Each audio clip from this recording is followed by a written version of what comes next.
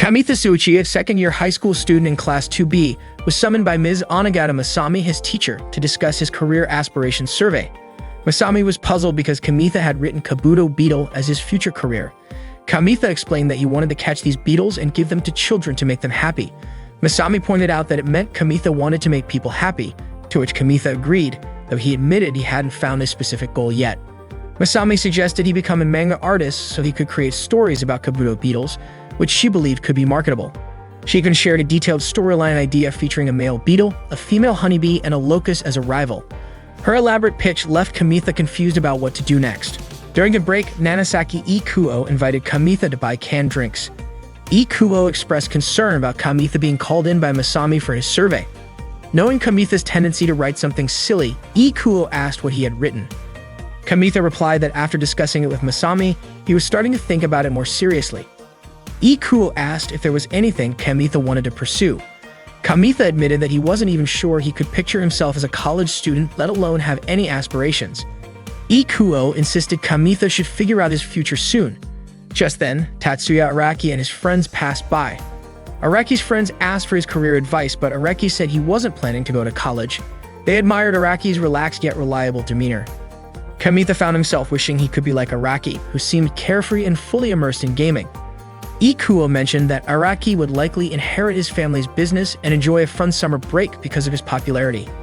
Ikuo urged Kamitha to focus on studying for the upcoming final exams, offering to study together in the library after school, especially since Ikuo knew Kamitha struggled with classical literature.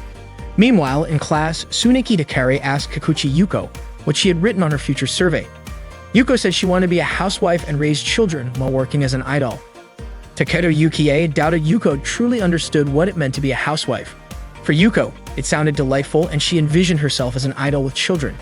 Hikari teased that Yuko would only appeal to obsessive fans. Stretching her arms, Hikari almost hit Kamitha. She asked what was wrong with him, and Kamitha said he just wanted to sit down because she was using his desk. Hikari apologized but admitted she had deliberately sat there because she found Kamitha's nervous reaction amusing. Yuko reminded Hikari not to take out her frustrations on Kamitha just because she didn't want to lose to her sister in the Santa contest. Hikari denied it, saying she was only teasing Kamitha. Kamitha was relieved when the girls left his desk, though he found himself staring at the spot where Hikari had been sitting. Unfortunately, Yuko noticed his behavior, making him even more flustered. That evening, Kamitha played a game with his older sister, Kamitha Tomoe. They argued over the game rules, leading Tomoe to use some foul language. When Tomoe abruptly ended the game, Kamitha, who had set it up for her to enjoy a summer-themed activity, started cleaning up. Tomoe asked if Kamitha was doing okay with his final exams, recalling how their mother had scolded him for his midterm results. Kamitha said he had been thinking about his future, but hadn't figured it out yet, though he promised to try harder. Tomoe was happy to hear that and offered her support, assuring Kamitha that she would always be there for him. The next day during lunch break at the school cafeteria, Kamitha couldn't find a seat because the cafeteria was overcrowded. Suddenly, Hikari, sitting in the VIP section, waved at him and invited him to join her. Hikari asked if Kamitha had aspirations of becoming a manga artist. Confused, Kamitha asked who told her that. Yuko chimed in, saying it was Ms. Masami who praised Kamitha and said he'd make a great manga artist. Hikari then asked if it was true.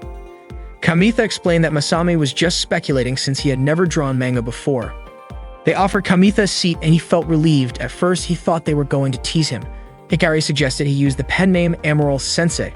Puzzled, Kamitha asked why that name. Hikari said it was because he had immorally stared at the desk she had been sitting on for far too long. Embarrassed, Kamitha realized Hikari had noticed. Yukie joked that Kamitha might become famous if he drew adult manga, and Yuko excitedly said she couldn't wait to get an autograph from the next big adult manga artist. Kamitha, flustered, told them not to decide his future for him, especially since he was still asking Ikuo for help to pass his classical literature exams.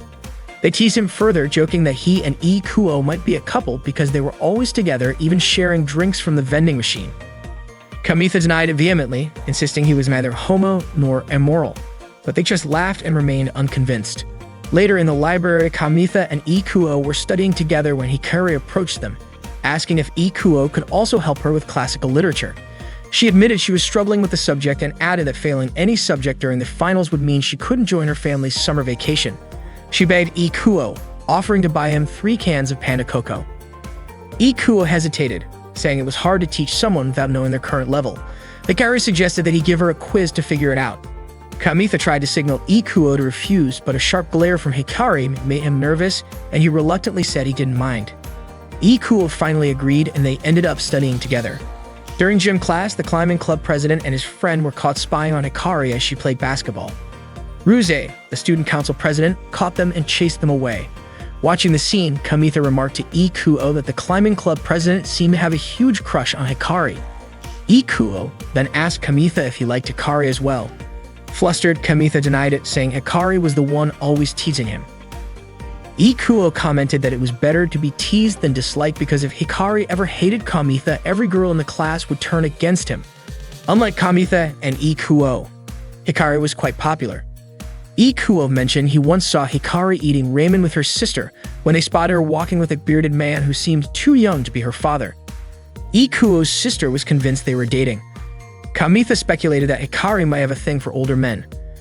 When Ikuo asked if Kamitha was upset, Kamitha replied that dating adults felt like an entirely different world. Trying to change the subject, he redirected their focus to studying at the library. Kamitha worked hard to prepare for his finals, studying both at the library and at home. Tomoe brought snacks to his room and expressed how proud she was of her younger brother's dedication. When finals week arrived, Kamitha managed to handle his exams well. The results were posted on the announcement board, and Kamitha earned a good rank, even beating Hikari and Yukie. Yuko comforted Yukie, saying she'd forget all about her test scores while swimming in the ocean. She then asked Kamitha if he could teach her sometime before leaving with Yukie. Ikuo noted that Hikari seemed to have passed all her subjects. Suddenly, Kyoko approached Kamitha, commenting on how popular he seemed among the girls. Kamitha dismissed the idea, explaining that he was only talking about test scores with his classmates. However, Kyoko remarked that such conversations never happened back in middle school, which left her impressed. Before she could say more, Makoto waved at Kyoko, and she left after telling Kamitha to help her study next time. Kamitha thanked Ikuo for helping him study. Ikuo mentioned that his cram school was organizing a summer seminar, a 2-week study retreat at a mountain resort, and invited Kamitha to join. Kamitha admitted he wanted to have fun for once, mentioning how long it had been since he hung out with Araki. Instead, he suggested that Ikuo join him for a day at the arcade in the neighboring town. Ikuo agreed, but encouraged Kamitha to at least consider the summer seminar. That day, Kamitha, Ikuo, and Araki went to the arcade to play. After finishing their games, they started talking about them.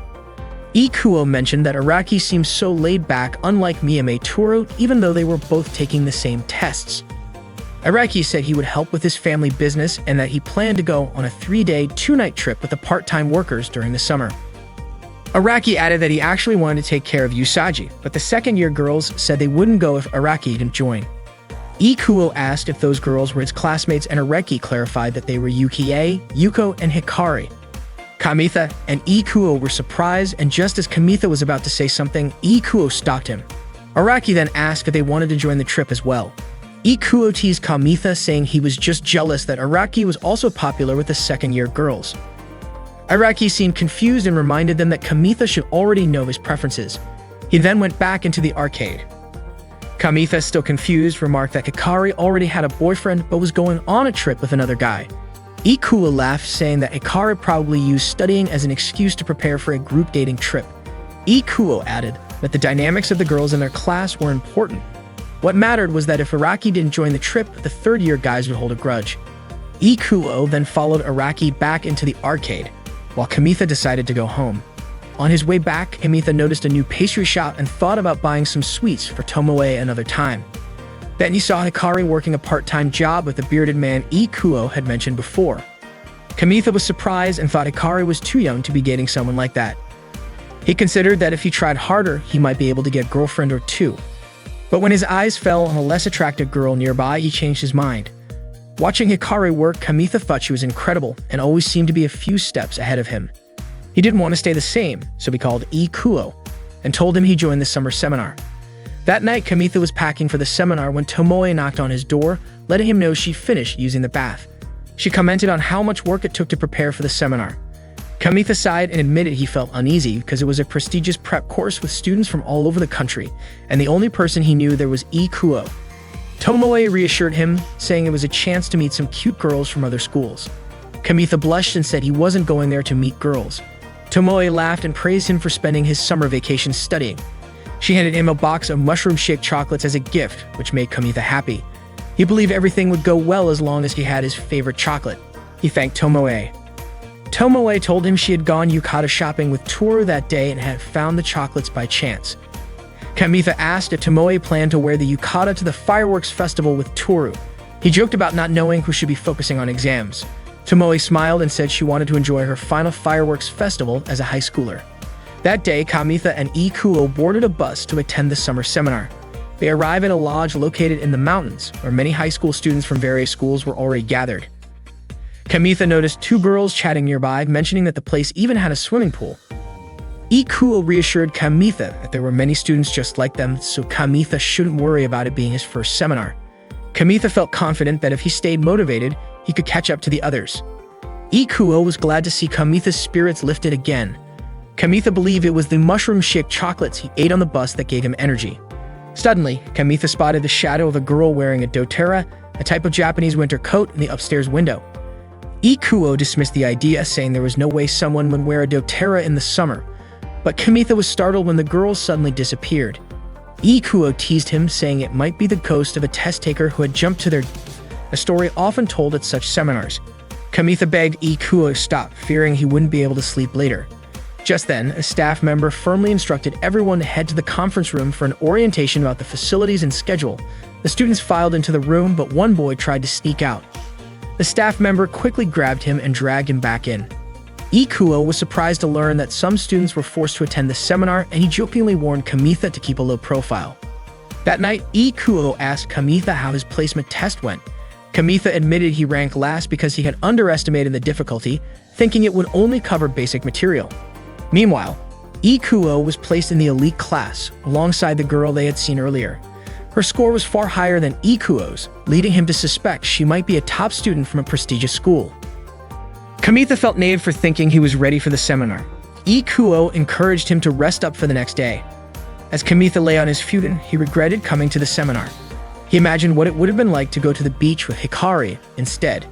In his daydream, Hikari fed him grilled kalbi, and the thought made him blush.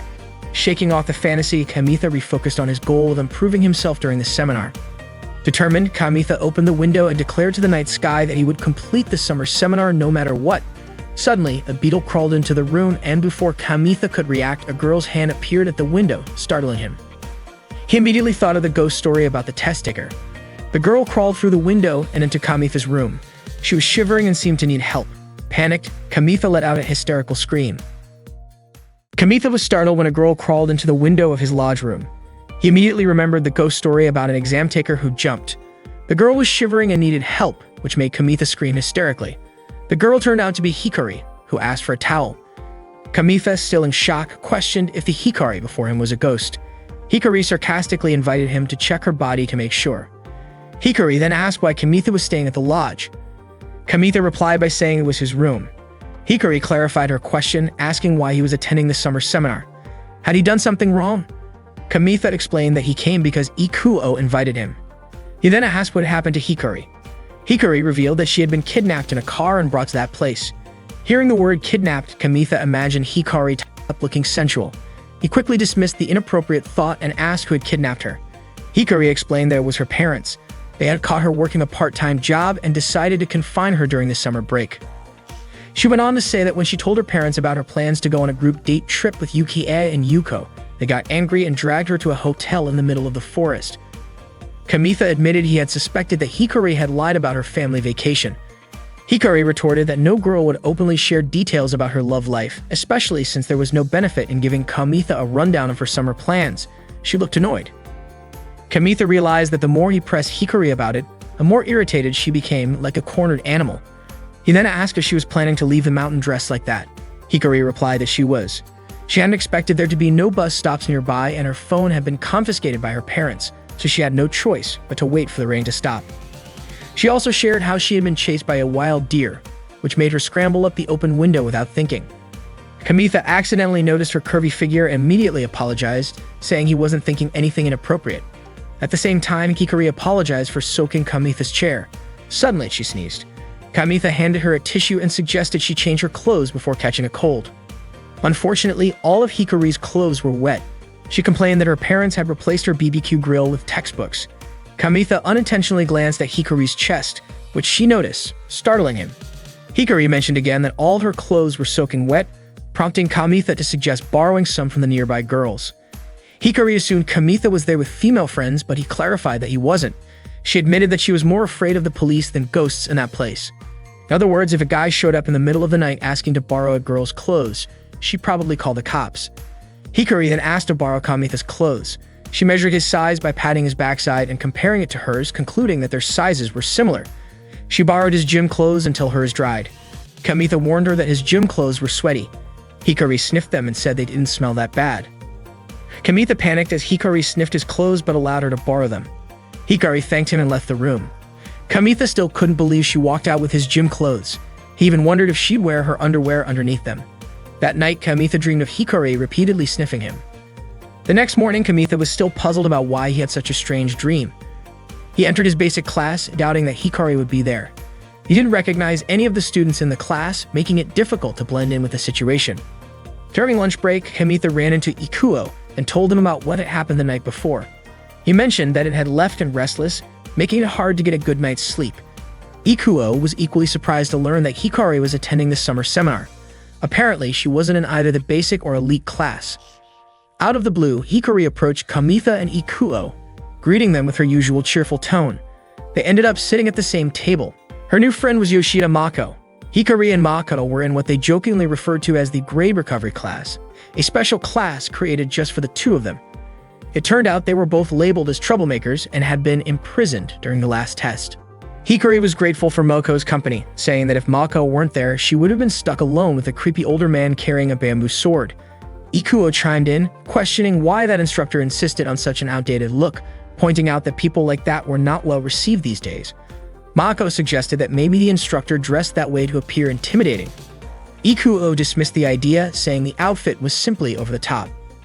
Mako speculated that the instructor might actually be a nice guy, but Hikari disagreed. To her, the instructor was infuriating because he had punished her by making her clean the women's restroom after she escaped from the hotel. Hikari then turned to Kamitha and asked if she could borrow his gym clothes until she was done cleaning the toilets. That's when Mako realized that the oversized clothes Hikari was wearing belonged to Kamitha. Kamitha was taken aback to learn that Hikari was wearing his clothes for such a task, but he said he didn't mind as long as they didn't get too dirty. Ikuo teased Kamitha, wondering why he seemed happy about it. Mako reassured Kamitha that even if the clothes got dirty, he could just use the coin laundry service to wash them. Hikari was surprised to hear about this service and said she'd be ready to escape the place as soon as her clothes were dry. Hikari then extended her hand to Kamitha and gave him some candy. Noticing that he looked sleepy, she told him it would help him stay awake, especially since the lessons after lunch could make anyone drowsy. Kamitha thanked her, admitting that he was still frustrated by his poor placement test results. Despite that, he resolved to do his best for the rest of the seminar, though he doubted he'd have casual conversations with Hikari like this again when the second semester started. After the break, they all returned to their respective classes. Hikari and Mako spent their lesson with the strict instructor. Later, Hikari began cleaning the women's restroom. The instructor warned her that if she tried escaping from the hotel again, her punishment would escalate. He even threatened her with something ridiculous, like being forced to eat a cleaning rag. Exhausted, Hikari lamented how dull the seminar was turning out to be. Mako suggested they take a bath to relax. While chatting, Hikari asked Mako to teach her how to use the laundry machine since she had never done her own laundry before. Her mom had always taken care of it. Hikari was thrilled when she finally learned how to wash her clothes. She thanked Mako, saying she felt like her appeal as a woman had increased because of this newfound skill. Mako confessed that she also dreamed of one day doing laundry for her boyfriend. She casually mentioned that some of the other students were gossiping about Hikari, saying she must be dating Kamitha because she had been seen wearing his gym clothes. Hikari laughed, finding the rumors amusing. She teased that Kamitha had looked a little too eager when he saw her in his gym clothes. She added that she hoped the scent of her body would disappear from the clothes soon. Joking further, she called Kamitha's tastes strange, saying he probably imagined her face in some perverted scenarios. Shiken described him as being brutal. Meanwhile, Kamitha was standing in front of a vending machine about to buy a coffee milk drink. Suddenly, he overheard two girls, Hirama and Marubushi, talking nearby. Tuka was gossiping, calling the girl wearing the high school gym clothes a slut, which meant they were talking about Hikari. They were annoyed by how Hikari was being all lovey-dovey with her boyfriend during lunch. They were sick of seeing her flaunt her affection like that, and they thought she was just showing off her mixed school background in front of students from an all-girls school like them. They suspected that it was all a strategy by Hikari to distract them. Miu was already irritated with Hikari because the night before she had seen Hikari leave her boyfriend's room and even the corridor was wet from her footprints. Miu felt like Hikari was showing off as if she had done something inappropriate in her boyfriend's room. Tuka had even overheard Hikari's boyfriend telling her to put it all in, and the window was still open. Kamitha suddenly yelled out, surprising them all. He shouted that he and Hikari had never done anything inappropriate. Kamitha tried to explain what had really happened with Hikari the night before, but they didn't get it. Miu even accused Kamitha of being inappropriate with a vending machine. Kamitha clarified that he had only lent Hikari his gym clothes because she didn't have any spare clothes. Just then, Hikari appeared, calling out to Kamitha casually and handing him back his gym clothes, still warm from being on her. Mako joked that Hikari had washed the clothes for the first time just for Kamitha and asked Kamitha to praise her. Hikari continued acting like they were a couple, and Kamitha was confused by her sudden change in attitude. He suspected that something must have happened when Hikari was cleaning the restroom. Hikari's words only made Miu more convinced that she and Kamitha had been up to something inappropriate. Miu even told Tuka that they shouldn't let Hikari get away with this. Kamitha insisted that it wasn't true and that Hikari was only washing the clothes she had borrowed from him. Miu and Tuka left, but Kamitha reminded them about their drinks that they had left behind, to which Miu thanked him. Kamitha was still puzzled about Hikari's changing behavior, but Hikari reassured him, saying she was fine. She even asked if Kamitha had been doing something inappropriate with the vending machine. Kamitha denied it, saying that he was just clearing up the misunderstanding with Miu and Tuka. Hearing other students approaching, Hikari quickly pulled Kamitha inside to keep them from being seen. She returned Kamitha's gym clothes and thanked him. The clothes still felt warm, like they had just come off her body. Kamitha thanked Hikari for washing them. He then asked why they had to hide inside. Hikari explained that she didn't want Kamitha to get caught up in any weird rumors because of her. She figured people would gossip about her washing Kamitha's clothes, and rumors about them being inappropriate in a room together were ideal. According to Hikari, it was probably just stress from studying too much. Kamitha couldn't believe that people thought he and Hikari were a couple involved in something inappropriate. Hikari laughed, admitting that she had played around with Malko's misunderstanding earlier with her strange comments. Hikari felt bad that Kamitha was getting dragged into all of this because of her. Kamitha asked if it was true that Hikari had never done her own laundry before, and she confirmed that it was. He also asked if she ever did any housework. Hikari admitted that sometimes she made snacks in the middle of the night. Kamitha mentioned that his older sister also sometimes made him snacks. Hikari proudly said that she had confidence in her cooking skills, but it seemed like Kamitha didn't believe her. Hikari got a little annoyed and promised to prove it by making Kamitha a snack that very night. She said she would go find the ingredients later. She also needed to borrow Kamitha's clothes again because she didn't have an apron, and the clothes she was wearing were risky. They got splashed with hot oil. With that, she hurried off. Kamitha was still surprised by how Hikari, who had seemed so down the day before, was now so full of energy. It seemed that no matter the situation, she always managed to enjoy herself. That night, Hikari made some snacks and Mako kept her company while she cooked. The snacks were ready and Hikari had made Spanish omelets, a recipe she had learned from her part-time job. Ikuo asked about the tools and ingredients Hikari used. While cutting the omelet, Hikari explained that Melko had a good relationship with the cafeteria aunt, and whenever Melko wanted to make a midnight snack, the aunt would immediately give her the tools and ingredients she needed. Hikari said Melko was the type of person everyone loved. Kamitha was really happy since this was the first time a girl had made food for him, especially a girl like Hikari. They all enjoyed the snack together. Mako loved the taste and was glad she didn't eat too much for dinner. Kamitha liked the texture, and Ikuo commented that the snack had garlic, which was perfect for men. Hikari felt happy that they liked her cooking, especially since it was the first time she had made food for others. Kamitha had felt relieved ever since the summer seminar and was even impressed by Hikari's cooking skills. Mako, however, brought up the calorie count, but for Hikari, a most important thing was that the food tasted good. She didn't worry about calories as long as she exercised every day. Mako teased Kamitha, saying that it was like he already had a wife, with clothes being washed and meals being cooked for him. Hearing that, Kamitha almost choked. Ikuo offered him a drink, and Hikari asked Kamitha if he was planning to get married. Kamitha choked again, and Hikari patted his back. Ikuo remarked that Kamitha was overreacting, and that was why Hikari loved teasing him. Kamitha told Hikari to go to her room and offered to do the dishes for her, but Hikari told him just to keep an eye on things. Kamitha explained that if no one came, he would feel guilty because Hikari had done everything, from the ingredients to the washing up. Hikari replied that she was used to doing the dishes at her job, and she had planned to thank Kamitha before leaving the place. Hikari still intended to leave the hotel because, aside from not being interested, there were many things she hadn't brought with her. Kamitha then told her to wear the clothes that showed her belly button.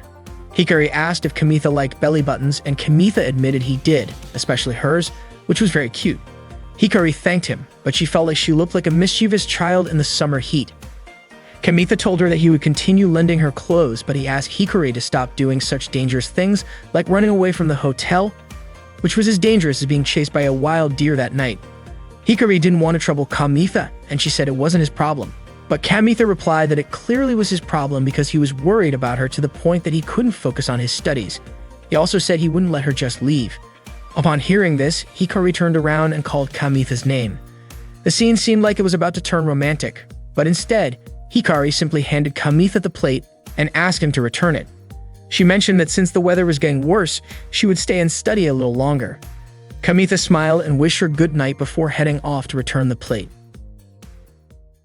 The summer seminar had been going on for a week, and Kamitha had gotten used to life at the hotel. Hikari suddenly touched Kamitha, surprising him and making the whole class turn to look at them. Kamitha asked Hikari what she wanted. Hikari said that starting that day, she and Mako would be joining the beginner class. Mako added that if they worked hard, it was definitely possible. Hikari leaned in and whispered something to Kamitha, but all the students were still staring at them. The students teased that Hikari and Kamitha were flirting in class and suggested they should study together in their room instead. Someone even joked that they wished Hikari would visit their room too. Kamitha told Hikari to ignore the comments, but Hikari unzipped her jacket and complained that the air conditioning in the room wasn't cold enough. Mako, shocked, pointed out Hikari's chest size and compared it to her own. Embarrassed, Kamitha quickly covered Hikari's chest with a book and pretended to ask her about solving the problem. Kamitha approached Hikari by the pool. Hikari asked if Kamitha had always been like that in class. Kamitha admitted he had felt offended at first too. Hikari said she felt like it was the end of the world when she first joined the class. Kamitha explained that everyone was studying hard to achieve their goals. Hikari said she felt different from everyone else in the class, but Kamitha joked that maybe she could act normally if her attractiveness wasn't so overwhelming. Kamitha suggested that Hikari would be fine as long as she didn't talk to him too much during class. Hikari said if that were the case, she wouldn't talk to him at all anymore. Kamitha laughed and Hikari asked why he joined the summer seminar. Did he have a goal too?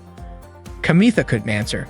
Hikari said that studying hard and going to university wasn't such a bad idea, then invited Kamitha to return to class.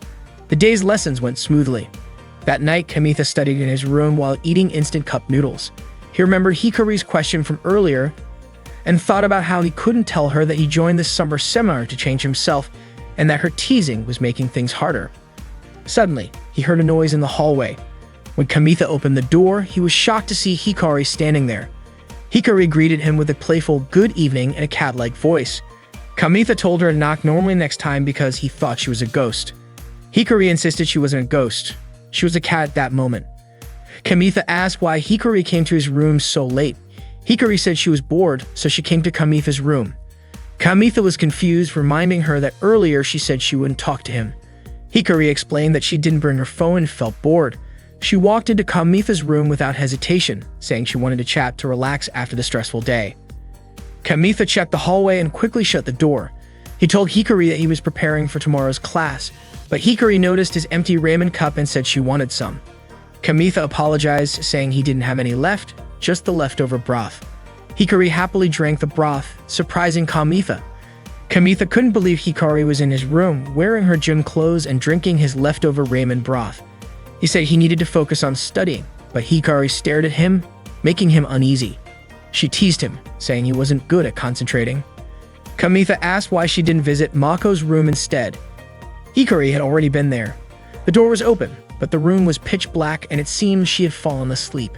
Kamitha remarked that Moako was a careless girl, but Hikari suggested that maybe Moako couldn't handle the air conditioning and left the door open to sleep. Hikari then asked Kamitha if he wanted to sneak into Mako's room. Kamitha was shocked, his face turning red, which Hikari found amusing. She commented on how cute Kamitha looked. Kamitha asked if Hikari was really okay just relaxing while everyone else was studying hard in their rooms, getting farther ahead of her. Hikari, however, wasn't the type to compare herself to others. Kamitha resumed his studies while Hikari decided to join him, picking up a textbook and lying on Kamitha's bed. Kamitha's eyes wandered to Hikari's feet, which were swinging playfully above his bed. He couldn't believe there was a girl in his room and quickly tried to refocus on his studies. Suddenly, his pen slipped from his hand and fell to the floor. When Kamitha bent down to retrieve it, he started to feel restless, struggling with thoughts he couldn't control. Out of nowhere, Hikari complained about how boring everything was. She wished she could go on a beach group date instead of being stuck in the summer seminar. She talked about wanting to see the harbor tower, play with fireworks on the beach, and be flirted with by handsome guys. She asked Kamitha if he didn't think that sounded fun. Hikari then added that she wanted to wear a bikini at the beach. Kamitha admitted that Hikari would definitely look sexy in a bikini. Hikari teased him, asking if he wanted to see her in one. Kamitha, flustered, said he couldn't wait to see it. Hikari leaned in, playfully asking if he really wanted to see her in a bikini. Kamitha stammered, pointing out that she didn't even bring a swimsuit like that with her. That night, they went to the boys' bathing area. By then, it was past 9 p.m., and all the students had already left since that was the curfew for bathing. Hikari wore a bikini, while Kamitha wore Hikari's pareo. Hikari burst out laughing at the sight, saying it suited him. Kamitha told her to stop laughing since she was the one who forced him to wear it. Hikari mischievously tugged at the pareo, asking for it back.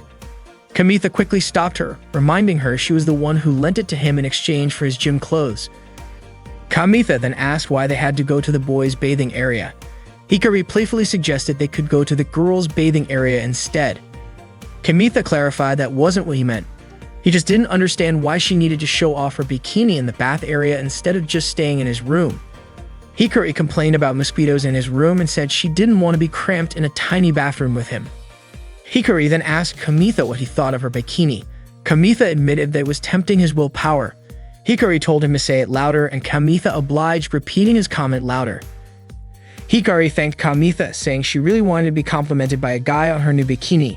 Apparently, her parents had mistaken it for underwear, which was why it ended up in her bag in the first place. Hikari invited Kamitha to get into the bath. She said it made her nervous knowing there were guys bathing there, even though Kamitha was with her. She laughed, saying the last time she went to the men's bath was back in grade school. She then asked Kamitha when the last time was that he went into the women's bath. Kamitha replied that it was also in grade school and asked her to change the subject. Hikari then asked if it felt weird to be in a hot spring wearing swimsuits. Kamitha admitted that it did feel a bit strange. He realized that soaking in warm water while fully clothed was indeed odd. Hikari joked that it felt like wetting your pants as a kid. Kamitha couldn't help but imagine it, and he quickly turned away. Hikari asked why Kamitha suddenly distanced himself, saying she was only joking. Kamitha felt lightheaded from all the strange things Hikari was saying. Suddenly, they heard the sound of a door opening. They panicked, realizing someone was coming into the bath. Kamitha was at a loss for what to do, but Hikari told him to handle it while she held her breath and dove underwater. It turned out to be the instructor who came in to soak in the bath. She asked Kamitha what he was doing in the bath so late. Kamitha greeted her nervously. The instructor reminded him that it was past the students' bath time. Kamitha, thinking fast, said he wanted to have a chat with her while they bathed together. The instructor frowned and reminded him that such interactions were against the rules. She told him to leave and return to his room. Kamitha was worried the instructor would suspect something if she saw him leaving the bath wearing Hikari's pareo. He stepped out anyway, but not before trying to think of a way to keep Hikari hidden. The instructor was shocked when she saw Kamitha wearing the pareo. She called it inappropriate, particularly since something appeared to bulge beneath it. Embarrassed, Kamitha offered to scrub the instructor's back for her. The instructor, startled, quickly made up an excuse, saying she needed to finish grading exams and that she hadn't sweat much that day. She left the bath, and Kamitha finally breathed a sigh of relief. Hikari surfaced to catch her breath, asking where the instructor had gone. Kamitha told her she had already left. Hikari asked how Kamitha had managed to get rid of her, and Kamitha replied that he wasn't sure why the instructor left. Hikari teased him, calling him an amazing guy for handling the situation so well. Suddenly, Hikari fainted, and Kamitha rushed to help her. That night, Kamitha walked Hikari back to her room. Hikari asked why he was escorting her when she only felt a little dizzy in the bath. Kamitha explained that it was the first time he'd seen someone faint in front of him, and he couldn't help but worry. Hikari teased Kamitha, asking why he would dress someone who fainted. Kamitha denied it, saying she had dressed herself. Hikari laughed, asking if Kamitha wanted to see her room. She invited him in and turned on the light, but she immediately blushed upon realizing her underwear was hanging in plain view. She quickly turned off the light, flustered. Kamitha said he wanted to go back to his room, but Hikari stopped him. Kamitha assured her he hadn't seen or smelled anything. Hikari then suggested they go outside to get some fresh air. They went near the swimming pool, and Hikari asked if she had overdone it that day. Bathing with Kamitha had made her nervous. Kamitha replied that he always felt nervous no matter where he was. Suddenly, they saw a deer. Hikari was scared it might chase her again, but fortunately, there was a fence so the deer couldn't get close. Kamitha threw a small ball at it and the deer ran away. He explained that deer are nocturnal animals and probably came there to look for food. He then teased Hikari, comparing her to the deer since she also loved midnight snacks. Hikari got annoyed and said it wasn't fair to compare her to a deer. Kamitha quickly apologized. She smiled and remarked that she had learned a lot about him during the summer seminar, but he still didn't seem to understand her. Kamitha then asked if it was easy for girls to lie, referring to how Hikari had wanted to attend a group date, but had said it was a family trip instead. Hikari argued that it wasn't a lie since she might actually go on a family trip when she has a family in the future.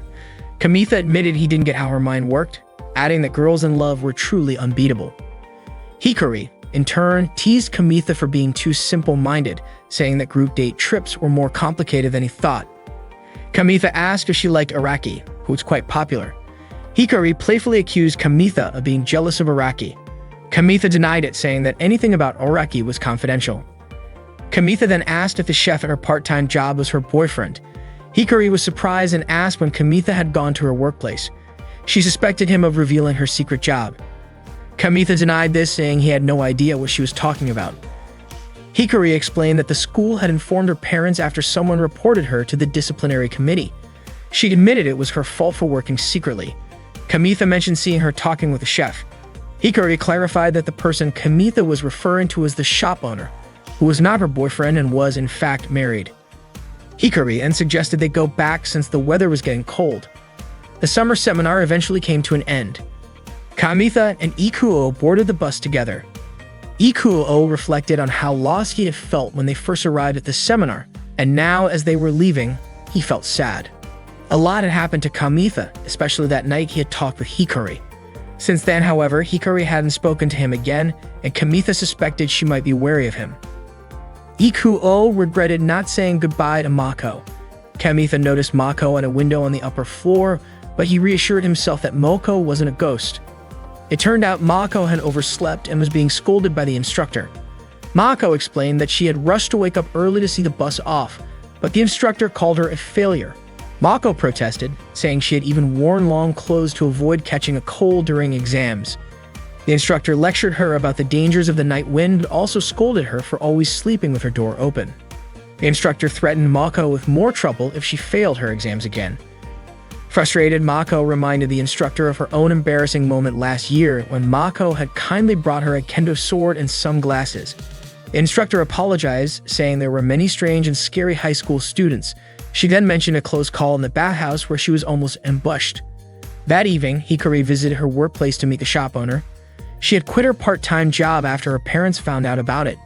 The shop owner assured her that her parents must have had their reasons and encouraged her to talk things through with them. Hikari had come to the shop to seek advice from the owner. That night, she got her phone back and called Yukie to tell her everything that had happened. Yukie asked if there were any cute guys at the summer seminar, but Hikari said that everyone there was too focused on studying and had a serious vibe. Yukie teased her, asking if Hikari liked anyone there. Hikari, annoyed, said that the only things worth mentioning there were an old man with a kendo sword and a deer. She then asked about Yukie's vacation, but Yukie said it had been nothing special. When Hikari checked her phone, she found a ton of missed calls in her call log. The next day, Kamitha headed to school with Kyoko. She commented that if Kamitha's skin got a little tanned, he'd probably become more popular. However, Kamitha thought girls preferred guys with fairer skin. Kyoko expressed concern about Kamitha isolating himself after the summer seminar. She said he shouldn't waste his precious vacation time and suggested that he should have gone to the city to flirt with girls, offering to help him out with that. As they walked, Kamitha noticed Hikari staring at Araki, who was walking with Yukie. He found it odd, wondering when Araki had become close with Yukie. Kamitha couldn't shake off the feeling that Hikari was still suspicious of him for leaking her secret. The new school semester had started, but Kamitha was feeling down because Hikari had been ignoring him. At the vending machine, Ikuo approached Kamitha looking unusually cheerful. Curious, Kamitha asked what happened to make Ikuo so happy. Ikuo shared that he had finally reconnected with an old friend after a long time. Kamitha rarely saw Ikuo in such high spirits. Ikuo then asked if there was a girl Kamitha liked. The question caught Kamitha off guard and he quickly denied having any crushes. Unconvinced, Ikuo kept teasing him, but Kamitha maintained his denial. Ikuo remarked that having someone to like would make life feel more beautiful, leaving Kamitha wondering why Ikuo had suddenly become so upbeat. Meanwhile, Hikari, Yukie, and Yuko were chatting that morning. Yukie bragged about how she had invited Araki to walk to school together so they could spend some time alone. She proudly shared that she'd been getting cozy with Araki, although she hadn't confessed her feelings to him yet. Kamitha saw the three of them talking, and he overheard Hikari saying that if she had a boyfriend, she would also act lovey-dovey with him. Hearing this, Kamitha couldn't help but imagine Hikari acting cute as his girlfriend. Later, Kamitha found a note from Hikari asking him to meet her behind the school. Curious, he went to the designated spot where Hikari approached him. Kamitha asked why she wanted to meet him there. Hikari explained that she wanted to return his gym uniform. She also asked Kamitha to keep their time together at the summer seminar a secret because she didn't want Yuki finding out they had spent time together. Kamitha, however, suspected her motives. He asked if Hikari was worried that Yukie might try to steal Araki from her if the rumor spread. Hikari denied it, but Kamitha wasn't convinced. If that wasn't the case, why didn't she just return the uniform in class? He also questioned her change in behavior after their conversation at the hotel pool. Hikari admitted she had her reasons, but Kamitha pressed further, asking if she was embarrassed about being seen with him. Hikari explained that when Yukie called her, she had asked if Hikari had met any nice guys. Yukie's intuition was sharp, so Hikari panicked and lied, saying she had only encountered a deer. Kamitha couldn't understand Hikari's behavior since she was usually so straightforward. Frustrated, Hikari grabbed the gym uniform back, but Kamitha refused to take it unless she gave him a proper explanation. Suddenly, Makoto appeared and apologized for interrupting them, jokingly asking if they were in the middle of a breakup. Both Kamitha and Hikari immediately denied it in unison. Kamitha recognized Makoto as one of Kyoko's friends and a member of the disciplinary committee. She explained that she was patrolling the area because couples had been caught engaging in inappropriate behavior around the school. Hikari clarified that Makoto had misunderstood. She and Kamitha were not dating. Makoto explained that she had suspected otherwise because the back of the school and the pump house were popular spots for couples to hang out. She also noted that summer seemed to make students more adventurous, and the disciplinary committee had been busy since the start of the semester. Makoto went on to share that she had recently caught a couple in the rabbit shed. The situation was so extreme that she fled without even reprimanding them. Hikari, curious, asked what exactly the couple had been doing. Makoto hesitantly admitted that they were using carrots and celery inappropriately. Both Hikari and Kamitha were shocked. Changing the subject, Makoto mentioned that before summer break, the disciplinary committee had received a report about a student working a part-time job. Kamitha asked if the job was at a Spanish bar, but Makoto refused to reveal any details. Hikari then threatened to report Makoto to her supervisor if she didn't perform her duties properly. Under pressure, Makoto reluctantly admitted that the part-time job was indeed at a bar, though she didn't know the specifics. Hikari invited Kamitha to leave with her, and as they walked away, Makoto shouted after them, begging them to keep her involvement a secret. Hikari and Kamitha hurried to the rabbit shed, where they caught Yukie and Araki together. Hikari asked Yukie to talk with her, while Kamitha questioned what Araki was doing there. Araki nonchalantly replied that he and Yukie were playing around with the rabbits, and Yukie was even planning to feed him a carrot mouth-to-mouth. Yukie commented that Hikari didn't know how to read the room. Before leaving, Araki teased Kamitha, saying he seemed to have two girls vying for him. After Araki left, Yukie asked Kamitha if he was close to Araki. Kamitha explained that they had been friends since middle school. Hikari then confronted Yukie, asking why she had reported her to the disciplinary committee. Yukie finally admitted that she had been caught. Hikari clarified that she wasn't trying to blame Yukie. It was true she had broken the rules by secretly working, but she wanted to understand why Yukie had gone as far as to report her. Yukie confessed that she suspected Araki liked Hikari. Because of that, she felt Hikari would interfere with her attempts to get closer to Araki. Yukie explained that she had found out about Hikari's part-time job when she happened to see her working at a new bakery she visited. Knowing how strict Hikari's parents were, Yukie reported her in hopes of ruining Hikari's chances of going on the group date trip. Yukida even admitted that she struggled to hold back her laughter when Hikari had called her, saying her parents had kidnapped her and taken her to the remote mountains. Hikari had intended to help Yukie, but now Yukie asked if Hikari thought she had cheated. Hikari responded that Yukie wasn't cheating. She had simply done what she needed to do to pursue the person she liked. Hikari admitted that she hadn't expected love to make someone so unstoppable. She encouraged Yukie to go for what she wanted because being bold for love often leads to victory. Yukie smiled and Hikari thanked her for being honest. With that, Hikari ended their conversation. Kamitha was surprised at how easily Hikari resolved the matter. She explained that it didn't matter anymore because Araki had already been taken. Yukie then asked why Kamitha was with Hikari in the first place. Hikari explained that she initially suspected Kamitha of reporting her to the disciplinary committee, but she also wanted Kamitha to know the truth. Yukie apologized to Kamitha, joking that being suspected by Hikari must have been terrifying. Kamitha reassured her, saying that if Araki found a human girlfriend, he would always support him. Hikari agreed. Later, Hikari invited Kamitha to the bakery where she worked part-time. She made him a snack as an apology for suspecting him earlier. Kamitha loved the food. It was something he had never tried before. Hikari felt fortunate to have the chance to apologize now because she realized it was getting harder to talk to Kamitha as time went on. Kamitha asked when Hikari had started suspecting Yukie. Hikari revealed that Yukie was the only one who hadn't called her after she canceled her plans on the day of the event. Plus, Yukie's sharp intuition would have made her realize that Hikari and Kamitha had spent time together during the summer seminar.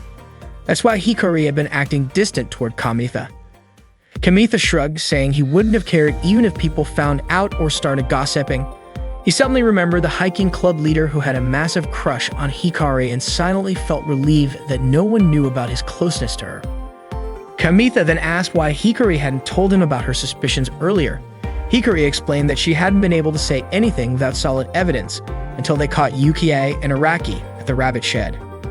Kamitha wondered aloud if Hikari had intentionally dragged him into the situation. Hikari got emotional, saying she felt like her childhood friend had grown up by going to the beach and maturing, while she was the only one left behind. Finally, Hikari handed Kamitha back his gym uniform, bringing closure to everything that had happened during the summer seminar. Kamitha smiled and suggested they go to the beach together right then because they could grow up too. That evening, they went to the beach together. It had been a long time since Hikari had smelled the salty sea air. They saw a large dog playing nearby and Hikari was eager to join in. She loved animals, but her parents didn't share the sentiment. Kamitha suggested they play catch with a small ball he had brought, the same one he used to scare off the deer that night. After their conversation at the pool, Kamitha had gone back there several times, hoping to run into Hikari again. The ball was something he'd picked up during one of those visits. Hikari apologized to him and then grabbed the ball, running off with it. She threw it in his direction, but the wind carried it into the water. Kamitha quickly waded in to retrieve it, but as he was heading back to shore, he suddenly stumbled and fell into the water. Hikari rushed to check if he was okay, but Kamitha simply said he wanted to keep playing catch. Hikari laughed. She reached out her hand to help him up, but a wave knocked them both back into the water, soaking their clothes completely. Kamitha apologized, saying it was his fault Hikari got drenched. As he looked at her, he accidentally noticed her wet shirt had turned translucent, clearly revealing her bra. Embarrassed, Hikari quickly covered her chest. Hikari suddenly remembered her recent fascination with bathing in her school uniform at the hotel spa. It was a strange habit, but she found it oddly comforting. Kamitha joked that wearing your own uniform for something like that wasn't exciting. Hikari teased him, saying that he should try wearing Tomoe's uniform on Friday night instead, just to see how immoral it would feel. When Kamitha realized she was joking, he said that Hikari was being inappropriate. She countered, saying he was the one being indecent. Then she tackled him, knocking him to the ground. Hikari looked at Kamitha and asked bluntly, "Doesn't this excite you?" She admitted that she was feeling a little excited herself. She mentioned how masculine Kamitha had seemed that day behind the school building.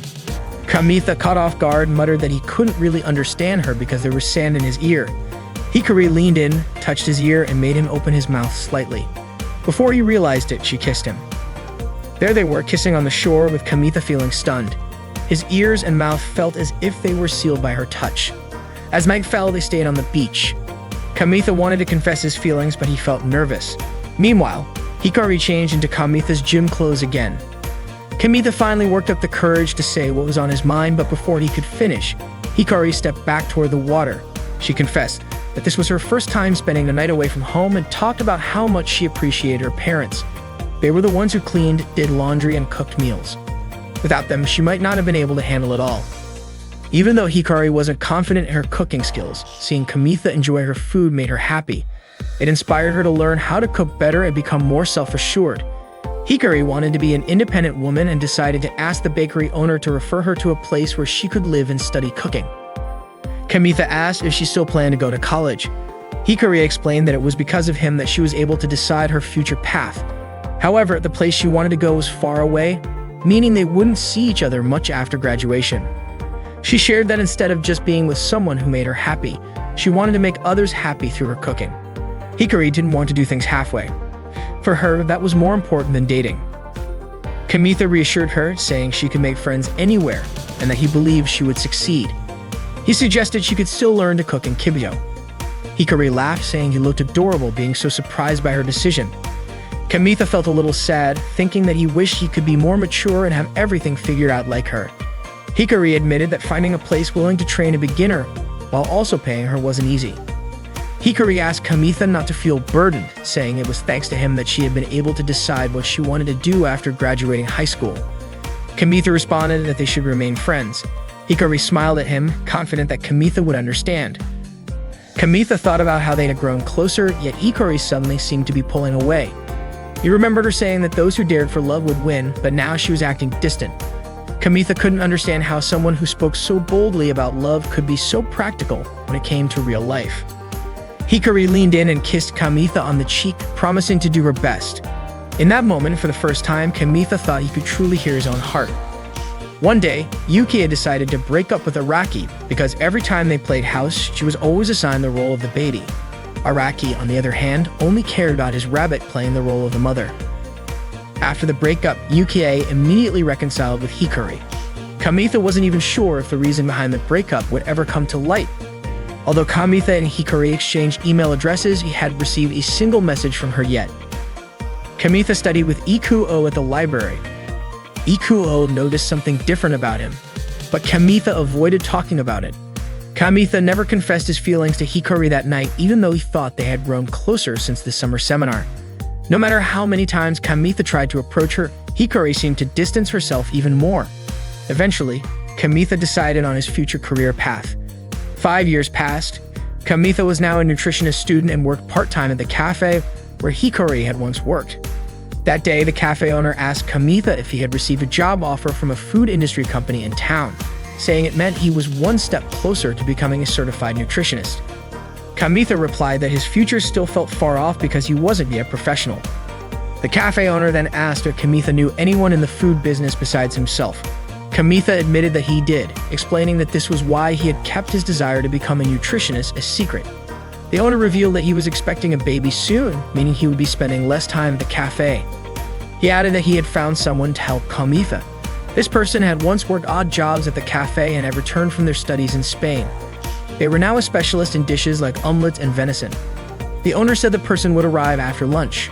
Not long after, a young woman walked into the cafe and greeted Kamitha. It was Hikari. Hikari asked if Kamitha was the college student working part-time at the cafe. Kamitha nodded, confirming it. That day, Kamitha was playing the deer game with Ikuo and Araki. Kamitha won the game and got a pure deer claw item, which he showed to Ikuo and Araki. Araki then asked Kamitha to give the item to him, but Kamitha refused, saying that it was his deer that earned it. Suddenly, Miyame Toru overheard their conversation about the pure deer claw item. Toru greeted them and asked if Araki had been secretly raising a deer.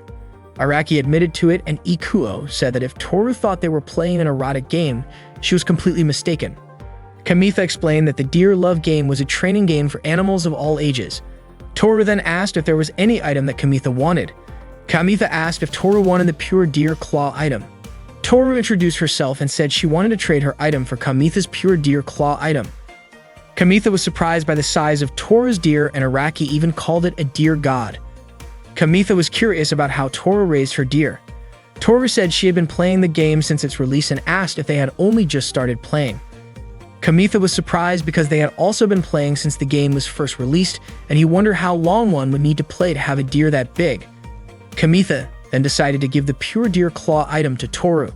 Toru asked to see Kamitha's deer status before she would hand over her item, but the close proximity of Toru's face made Kamitha very nervous. Toru said Kamitha's deer was a night battle expert, and Kamitha responded that deer were nocturnal animals. Suddenly, Shiori's voice was heard calling Toru to the club room. Shiori arrived with Tomoe, and Tomoe was surprised to see Kamitha, Ikuo, and Araki. They greeted Mo, who mentioned how they always play the deer game at both home and school as if they were possessed. Toru immediately called Kamitha by his name and greeted him, saying it was nice to meet him. Kamitha was surprised because Toru knew his real name. Shiori quickly pulled Toru to check her size in the club room, even though Toru hadn't decided yet to become her model. Toru apologized to Kamitha, and Kamitha reassured her that it was fine because they could trade items the next time they met. Toru promised that she would give Kamitha an item as a gift next time, and Shiori continued to pull Toru along. That night, Kamitha was playing the deer game in his room and lost. It was tough playing at a high level, and he wondered if it would be easier with Toru's deer. Kamitha thought that Toru was a calm person, and he imagined that if only his older sister had the same personality, they wouldn't fight over the bathroom every morning. Kamitha then decided he wanted to raise a deer to match Toru's, so he could be as good a gamer as she was. The next day, Kamitha and his friends went to their usual spot to play games during their school break. Araki was surprised that Toru, who was considered an esteemed student, turned out to be a gamer. He had no idea. Ikuo asked Kamitha if he was sure about giving the item to Toru. Kamitha was confident, and he believed that as a reward, they could become friends with Toru and exchange information. Even after seeing Toru's huge deer, Kamitha wasn't going to back out, and as a gamer, he wanted to show his determination. They were all shocked to see Toru lying on the bench where they usually played games. Toru had purposely come to that spot to give Kamitha an item as a thank you for his kindness and invited him to play again. After school, the four of them went to a karaoke place. Araki suggested they go there when Kamitha said they needed to find a more suitable place to exchange items. Toru wanted to sing first. Ikuo whispered to Kamitha, commenting on how Toru was singing even though they had come to exchange items. Kamitha said it was fine since they were at a karaoke place. Ikuo felt uneasy because all he and Kamitha knew were cartoon songs and game soundtracks. However, they were both surprised when Toru sang a song from the Inago Mask soundtrack and even mimicked the opening dance moves. Meanwhile, Shiori and Tomoe went to a cafe, and Shiori told Tomoe that Toru had given Kamitha an item she had made herself. Tomoe was sure that Toru must have stayed up late making it because Toru looked really sleepy that day. The waitress brought them drinks, and it turned out the waitress was Hikari, who was working part-time. Hikari didn't expect Tomoe, the Miss Santa, to show up at the cafe where she worked. She really wanted to talk to her, but she had to keep her part-time job a secret. After Toru finished singing the Inago Mask song, Araki said it was time to exchange items. However, Toru asked for a short break. She passed by Kamitha and Ikuo, who were sitting. Kamitha felt nervous when Toru walked past him and sat next to him. Seeing Kamitha enjoying his pudding a la mode, Toru asked if he liked that dessert. Kamitha said that he actually liked sweet foods. Toru then asked if she could try some. Hearing that, both Kamitha and Ikuo were surprised. Ikuo quickly said that it was almost like a kiss, but handed Toru the pudding that was still intact. Toru said she wouldn't mind if only she was the one singing. Kamitha responded that they all knew cartoon songs, so they joined in and sing too. Toru explained that she had prepared equipment for the night battle along with a bonus feature to determine the enemy's location. Kamitha was very happy because the item matched his deer's abilities, and he thanked her. Araki asked if Toru liked multiplayer games.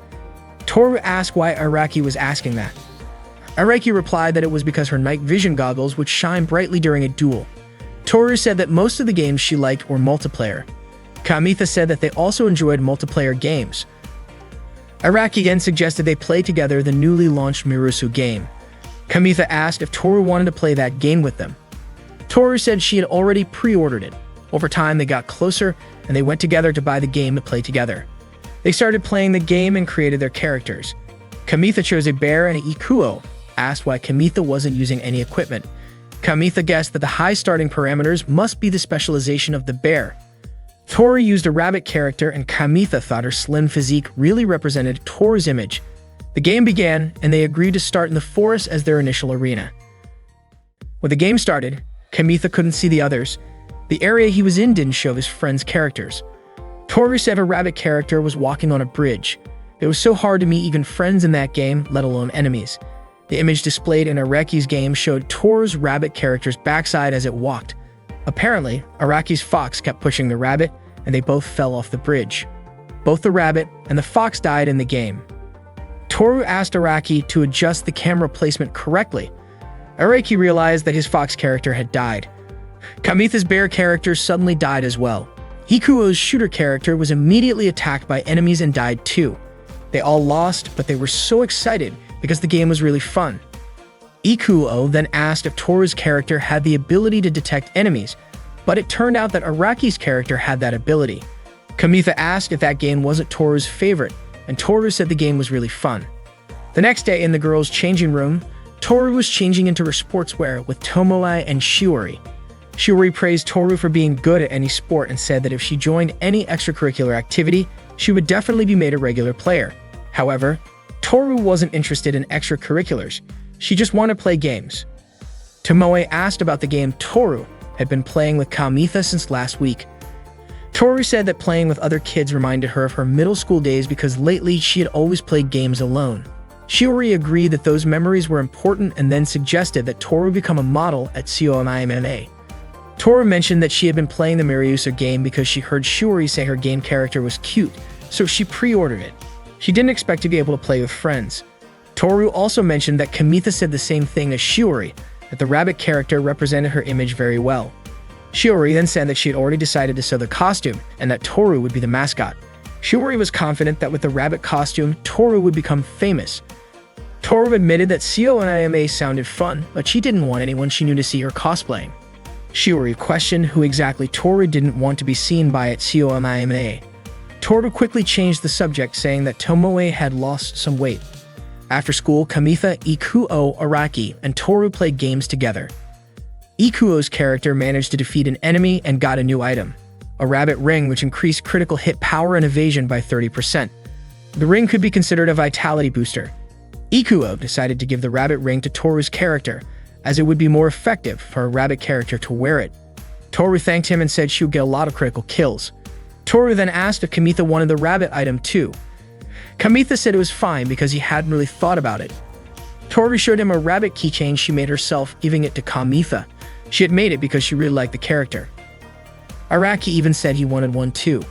Kamitha quickly took it and imagined Toru cosplaying as the rabbit character. That day, they went to the game center. Araki played the claw machine, aiming for a rabbit character doll. He almost got it, but ended up with a plaster hand, which he gave to Kamitha. Araki then tried again. Kamitha noticed Toru was looking at the Gusgold game, and it turned out that Toru used to play it a lot with her friends in middle school. Kamitha said that there were often weekly duels held at that place, and many famous gamers would come in the evening. Toru said she preferred not to duel and mostly played Gusgold when she was in her third year of middle school. Kamitha invited Toru to play together. It turned out there were two elementary school kids who had been watching them for a while. Toru and Kamitha started playing the game. Kamitha said that Toru's targeting was unstable, probably because she hadn't played it in a while. Toru wasn't worried about it, saying she would get used to it over time. Kamitha promised to help her. Before long, they were challenged by the two elementary school kids. Kamitha didn't take them seriously, thinking that they were just two little kids playing. However, it turned out that these two elementary school kids were pretty good. Their names were Wataru and Takeshi. The game began, and Wataru successfully captured Kamitha. Wataru then said that Kamitha and Toru as a couple were ruining the view and arrogantly claimed they would definitely win. Toru told Kamitha to stay quiet. Meanwhile, Takeshi kept shooting at Toru, but she managed to dodge his shots. Toru took cover behind Wataru, who was still capturing Kamitha while Takeshi prepared to shoot at them. Kamitha wondered how it was possible that Takeshi's shots didn't hit Wataru. Wataru then asked if Takeshi had betrayed him. Toru quickly kicked Wataru and pushed him toward Takeshi, causing Kamitha to be pushed as well. Once he broke free from Wataru, he immediately started shooting at both of them. Wataru and Takeshi tried to rush Kamitha, but Toru arrived just in time and destroyed their robot bodies. The game ended, and the two elementary school kids were finally defeated. Kamitha joked, asking if they were holding back just because they were fighting against girls. He then gave the rabbit keychain to them. Kamitha told them about a crane game that was popular among high school students. The two kids left, saying that next time they wouldn't lose. Kamitha mentioned to Toru that he felt sorry for the two elementary school kids for losing. Toru, however, said that when she was in grade school, she had been treated even worse. Kamitha found it extreme when Toru kicked the dead robot bodies, saying that if she kept doing that, she might never get any more enemies. Kamitha also apologized for giving the rabbit keychain Toru made to the elementary school kids, but Toru reassured him, saying it was fine and not to worry about it. Kamitha complimented Toru for getting a headshot earlier, but Toru admitted she was nervous when she remembered getting the headshot. She hadn't expected to win while playing Guskull after so long, and it was all thanks to Kamitha. Toru promised to stop kicking the dead robot bodies and then asked Kamitha to be her partner in Guskull. Araki and Ikuo brought over some stuffed toys they had won from the claw machine. Kamitha mentioned that he had just played Guskull with Toru.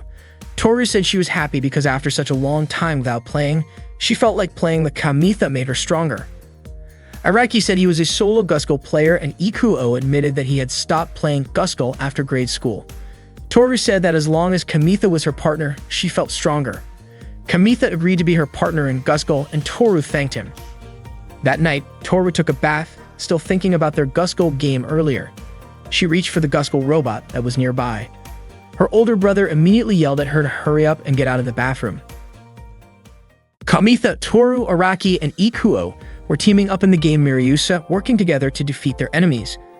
We laid out the strategy. The rabbit would act as bait, the shooter would target the enemy's arms and legs, and when the enemy's neckties glowed, Araki's fox would cast a spell on Kamitha's bear, initiating a rolling attack. Following this plan, they successfully took down the enemy boss. Toru worked on how strong the boss was. Ikuo noted that if Toru hadn't known the boss's strength, it might have been twice as troublesome. Toru meant that she had been able to monitor the boss thanks to the rabbit ring item that Ikuo had given her, which increased her evasion. Ikuo felt is spot on to have given it to Toru. That day to the physical education class, so she headed back to class first, with Araki thanking her as she left. Before departing, Guru invited Kamitha to play Guskull after school, and he agreed, saying he'd wait for her at the school gate later. Araki then asked Mida had been going to the game center so often lately. Kamitha explained that been playing Guskull every day to the point where his wallet was getting thin. Ikuo commented that due together in the game made it end quickly. Araki suggested that maybe Mida wasn't interested in other games and proposed they play something that didn't cost much. Kamitha agreed and asked if he knew of a game center that offered Game Grabbed. Ikuo mentioned that it wasn't tillable in Kibito, so Kamitha would need to find a substitute game as his partner. Kamitha then asked if Ikuo would with him. Ikuo replied that he'd been playing a lot lately and wanted to study at home that day. At the game center, Kamitha tried Toru to play another game. He suggested they try the bus stop game and explain how to score points. However, Toru didn't seem interested and to play Guskull instead. At that time, Toru played Guskull with Iku, her partner. Araki was surprised that they won, even though it was their first time teaming up. Ikuo was worried because Toru's playstyle, one-handed victory, could cause problems. Toru was indeed skilled, but it might make others like her. When their opponents lost, they immediately approached Toru, making Kamitha very concerned for her. Fortunately, the opponents just gave Toru a thumbs to Kamitha. This situation was more worrisome than Toru in the game. Kamitha overheard Kyoko and Makoto discussing their foe approach and greeted them. Suddenly, Makoto was startled and tried to hide. Kyoko introduced Makoto to Kamitha, mentioning that she was on disciplinary committee at school. Makoto was upset that Kyoko had revealed this. Kamitha remarked it wouldn't be good if Ruise, the head of the disciplinary committee, found out, but Kyoko assured him that Kamitha would keep it a secret. Makoto said it was fine. She was accompanying Kyoko because she was worried about delinquents, and protecting a student from incidents was part of the disciplinary committee's role. Toru then approached them and Kyoko greeted her. Kamitha asked if Toru lost her game. It turned out Toru was going to a ring session afterward, located near Thacian. Kyoko mentioned that the tutoring place was quite famous. Toru then said her guys. Kyoko commented that Toru was very pretty and asked Kamitha if Toru was a 30 student. Kamitha confirmed that she was a third year and a friend of his older sister Moe. He mentioned that he and Toru had been playing games together lately. Kyoko then, if Kamitha was also attending tutoring, warning that if he relaxed too much because he was a second year, he might not advance to the next grade. She even teased that they might be in the same class next year. After leaving the game, Sentimito went to Toru's tutoring place to pick up a brochure. Helner was thinking about what would happen if he attended the same tutoring place as Toru. Endly, Kamitha saw Ikuo, even though he had previously said he would study at home. Kamitha became anxious of what Ikuo was doing there. He was shocked to see Ikuo and Toru enter the ring place together. Kamitha couldn't believe what he had just seen. Upon arriving home, he asked Moe for her perspective. He inquired about Ikuo. Moe mentioned that Ikuo's grades were excellent at that time, unlike in grade school. A guy as cool as Ikuo would be liked by many girls. Moe then asked if Kamitha wanted to know what others thought of him, but Kamitha quickly retreated to his room.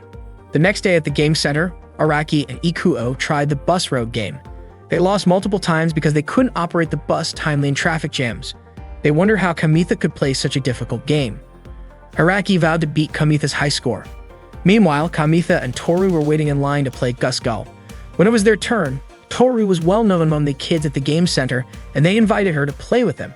Toru asked Kamitha and he agreed, choosing to play the bus road game instead. The game center was bustling on the weekend. Kamitha couldn't get close to Toru at all. It's no surprise Toru became popular. She was a girl obsessed with winning. The line of people wanting to play with her was long, even though battling against her would be more interesting. Kamitha didn't feel like playing the bus road game and decided to go to the restroom. Suddenly, Takeshi arrived with Hikari, and they approached Toru, who was playing Gusgul. Meanwhile, Makoto was posing in the photo booth when she heard a commotion between Hikari and Toru. Hikari demanded that Toru stop bothering others around her, but Toru replied that she was just playing normally. Kamitha saw this and approached them, trying to mediate. Hikari accused Kamitha of acting like a hero when in class he was barely noticeable. Makoto intervened, asking them to keep their voices down to avoid disturbing other players. Hikari sarcastically asked if Makoto wanted to take sweet photos, to which Makoto responded with a peace sign posed in a milk bath. Hikari told her to leave, stating she was there to avenge Takeshi. Hikari then challenged Toru to play Gusgul. They prepared for the game. Toru apologized to Kamitha for involving him because of her actions. Kamitha said that if Takeshi wanted revenge, it meant he had to join the game. Toru asked if Kamitha was okay being her ally since Hikari was intimidating. Kamitha replied he was used to Hikari's behavior in class. The game began. Araki just noticed Hikari's presence, and Ikuo wondered why she was at the game center. Kamitha mentioned that the current Gusgul game was a fast-paced type. Toru planned to create distance and observe Hikari's actions. Takeshi launched an attack toward Kamitha and Toru, but they managed to dodge it. Toru then attacked Hikari, but it didn't stop her. Hikari closed in on Toru and quickly kicked her. As Hikari prepared to finish Toru off, Kamitha clung to Hikari. After breaking free from Kamitha, Hikari searched for Toru, but Kamitha attacked again, luckily having a shield. Meanwhile, Makoto was shocked by her photo booth results showing her drenched in milk. She felt the photos resembled the main character from a picture book she had read before. Suddenly, someone mentioned that the book was titled The Princess and Her Milk Company. Makoto screamed in surprise upon seeing Ruize standing in front of her. Ruize asked if Makoto was taking photos at the game center and suggested she teach Makoto how a disciplinary committee member should spend their time. Araki finally managed to achieve the highest score in the bus road game. Ikuo informed Araki that a girl was being caught by the disciplinary committee. Kamitha mentioned that the girl was someone he knew, the same girl who had come to the game center the previous day. Makoto kept apologizing to Ruize for her mistake. Ikuo then asked if they should run away too. Araki wondered why the disciplinary committee wouldn't just leave game center enthusiasts alone. The Gusgul match ended and Hikari was finally defeated. Takeshi fell silent, disappointed that Hikari couldn't help him beat Toru. Hikari patted the silent Takeshi on the back and told him to stay strong. Kamitha praised Toru's skill for winning yet again. Suddenly, Araki and Ikuo warned everyone that they had to escape and pointed toward Makoto, who was being confronted by Ruize. When Kamitha saw this, he immediately urged Toru to leave. Hikari, confused about why Kamitha and Toru were running, then noticed Makoto and Ruize. She quickly grabbed Takeshi and ran away as well. The four of them hid in a narrow alley. Hikari blamed Takeshi, saying they could have won if Takeshi had defeated Kamitha first. They continued arguing until Takeshi finally said there would be no pay raise for Hikari. Hikari quickly told him to keep that a secret. Kamitha then asked if Hikari was actually hired by a grade schooler. Hikari explained that Takeshi was the son of the diner owner where she worked part-time. Hikari kept pulling the kid's hair, saying that if she had defeated Toru, she would have gotten a raise. Toru asked if Hikari wasn't embarrassed about arguing with a little kid. Hikari snapped back, saying she didn't want to hear that from Toru. As Hikari started to walk away, she warned Kamitha not to tell anyone that she had a part-time job. She also said that if Kamitha kept hanging out with Toru, this kind of trouble was just the beginning. Toru chose to leave as well. Kamitha offered her a break and invited her to a nearby cafe. While there, he asked about Toru's relationship with Hikari. Toru explained that Hikari was her junior in middle school, and they used to play at the game center together. They were actually friends back then. Suddenly, Toru's deer game reminder went off and she asked if she could feed her deer first. Kamitha agreed and apologized for asking about things that weren't his business. Toru said that thanks to Kamitha, she had way more fun playing games now than she did in middle school. Kamitha commented that both the Miryusa game and the deer game were amazing, but Toru said it wasn't about the game itself. It was about who she played it with. Out of nowhere, Toru's game notified her that she could breed her deer with another player's deer to produce a cute offspring. Toru asked Kamitha if they should try breeding their deer together. Kamitha asked if Toru's deer was female since his was male. Toru showed him that her deer had no antlers. Kamitha immediately apologized, realizing he had assumed Toru's deer was male. Toru asked again if Kamitha wanted to go through with it, and Kamitha agreed. They proceeded with the breeding process in the game. During the process, Kamitha kept controlling his male deer to press strength, speed, and technique icons to hit the target. The success rate would determine the traits of the offspring. Toru noticed Kamitha's face turning red and asked if he was okay. It turned out Kamitha was feeling flustered about the idea of making offspring with Toru. Hearing Kamitha's ambiguous statement, Toru's face also turned red, and she told him to just do whatever he needed to do. The process finally finished, and they were surprised at how long it took. Suddenly, Toru asked for the cherry in Kamitha's glass. Kamitha was reminded of the time Toru had asked for his pudding during karaoke. He asked why she didn't just order a cream soda for herself. Toru replied that other people's orders always looked tastier. Kamitha admitted that he often thought the same thing but couldn't just ask like she did. As a trade for his cherry, Kamitha asked Toru to promise that she wouldn't ask for things from anyone other than him. Toru agreed, took the cherry, and smiled. That night, Toru went to buy a Guskull video game cassette. The next day, Araki and Ikuo were punished after being caught by the disciplinary committee at the game center. However, Araki didn't seem to mind. He was even enjoying himself, which only made Ruize furious. As a result, they were banned from going to the game center until the final exams were over. Araki was shocked that Ruize even called him a pervert. According to Ikuo, Ruize had sharp instincts, sharp enough to see right through Araki, who was in fact obsessed with fluffy animals. It turned out that the girl they had tried to save had also been caught by the disciplinary committee, making it difficult for them to come up with an excuse. In the end, they were accused of tricking Makoto into taking weird pictures. Kamitha was surprised by how strict the disciplinary committee had become. Araki explained that they had been that strict ever since they caught a pair of students fooling around in the pipe storage room 10 years ago. Ikuo also mentioned that Ruize had noticed them escaping the previous day, so now the disciplinary committee was keeping an eye on the game center. He suggested that they stay away from it for the time being. Araki then pointed out that Toru hadn't come to school that day and asked Kamitha if he knew why. Kamitha casually responded, "Maybe it's because we got married yesterday." Ikuo and Araki were stunned by his choice of words. Kamitha then clarified that Hikari was Toru's junior back in middle school. He also recalled Hikari saying that if he stuck around Toru, arguments were just the beginning. Araki admitted that ever since they met Toru, the way they played games had changed.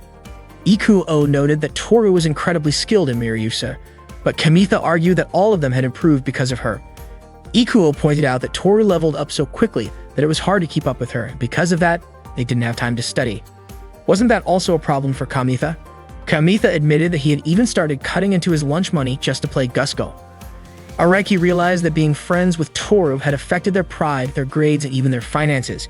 He even found himself longing for the simpler days of playing casual games with just the guys. Kamitha then asked what they really thought about Toru, but they didn't understand what he meant. Kamitha explained that he had seen Ikuo and Toru at a cram school near the station. Ikuo asked what was wrong with that, pointing out that he had also seen Araki going on a date with Toru near the station. Kamitha was shocked and demanded an explanation from Araki. Araki explained that he just wanted a keychain like the one Toru had given Kamitha, so he had asked her to find something similar for him. Araki was surprised by Kamitha's reaction, especially since Kamitha had previously called him a fluffy animal maniac. Ikuo laughed, unable to believe how flustered Kamitha was. Ikuo then showed his Miryusa character without a hat, and Kamitha suddenly recognized it. It looked just like their grade school friend. It turned out that she was Ikuo's first love. He had coincidentally seen her at the cram school near the station and wanted to confirm it was really her. He hadn't expected Toru to be taking lessons there too, but after explaining his situation to her, he ended up enrolling in the class as well. Kamitha was relieved to hear the truth. Ikuo then asked about Kamitha's feelings. Kamitha simply said that he respected Toru as a gamer. That response made Ikuo and Araki burst into laughter. They thought Kamitha was just trying to dodge the question. Araki had already noticed that Kamitha was completely into Toru ever since he traded his rare item for her. If he wasn't, there was no way he would have given up something so valuable. Kamitha denied it, saying that wasn't what he was thinking at the time. Araki then asked Kamitha to let Toru know that he and Ikuo wouldn't be able to go to the game center for a while because they had to take care of the rabbits after school. Ikuo added that however far Kamitha wanted to take things with Toru was up to him. Kamitha just nodded in understanding. That day, Toru spent the entire time in her room, playing Gusgal to her heart's content. That day, Kamitha approached Hikari and asked if they could talk for a moment. Hikari told Kamitha to just talk in the classroom instead, but Kamitha insisted he wanted to discuss what had happened yesterday. Hikari was surprised. Her two friends were waiting for her to go to the cafeteria together. She told them to go ahead without her, saying she would catch up later. Hikari led Kamitha away and scolded him, asking why he wasn't keeping her job a secret like she had asked. She even questioned if Kamitha was planning something against her. Kamitha quickly reassured her, saying he would never do something so terrible. He explained that he only wanted to talk about why Toru hadn't shown up that day. Hikari immediately asked if Kamitha was accusing her of being the reason.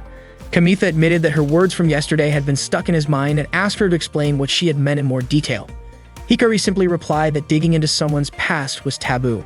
Hearing that only made Kamitha more curious. Hikari sighed and sat down on a chair, but Kamitha quickly pointed out that the chair she was sitting in was one he had specifically prepared for Toru. Hikari scoffed, saying Kamitha was being over the top by treating Toru like a princess. Kamitha retorted, asking how it was any different from Toru always sitting at her own desk. He even added that if Hikari kept complaining, she shouldn't sit there anymore. Hikari raised an eyebrow, impressed by Kamitha's boldness. She admitted she was surprised he could stand up to her like that. Then she started sharing her story. Back in middle school, Hikari and Toru were part of the same clique, which consisted of quiet, game-obsessed girls. Kamitha found it hard to believe that Hikari used to be like that. She explained that there was a boy who had his eye on their group, and Toru quickly became popular. The balanced interactions between boys and girls made many boys catch feelings for her. The boys began showing off their skills, but ended up losing to Toru in games, academics, and even sports. At that time, Toru was no longer seen as a princess, but as an unbeatable queen. The other girls in their group grew resentful because every boy seemed to be interested in Toru. Eventually, they all left the group. Hikari had once tried to warn Toru about it, but Toru didn't seem to care. By their third year of middle school, Toru was completely isolated. That was why Hikari had been worried when she saw Toru hanging out with Kamitha and the others. She even asked Kamitha if he felt like his pride had been crushed as well. Kamitha calmly replied that he wasn't the type to boast about himself in the first place. If anything, he leaned more toward being reserved. Hikari laughed, saying that someone like Kamitha probably wouldn't run away from Toru. Kamitha promised he wouldn't. Later that day, Kamitha called Toru and asked if she wasn't feeling well. Toru admitted she felt a little dizzy because she had just woken up. Then she asked if they were going to play Gusgal again. Kamitha explained that after what happened yesterday, the head of the discipline committee had been patrolling around the game center, so it wasn't safe to go there. Toru suggested they play Gusgal at her house instead. Kamitha was so shocked by the invitation that he fell over. He agreed and asked Toru to send him her address. After school, Kamitha went to visit Toru's house.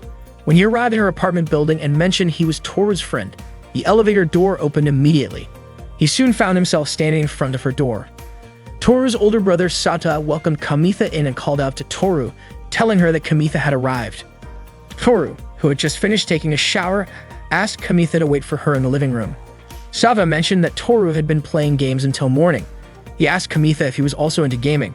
Sauda reminisced that the last time Toru had stayed up all night gaming was back in middle school. He wondered why Toru was gaming so much that she skipped school.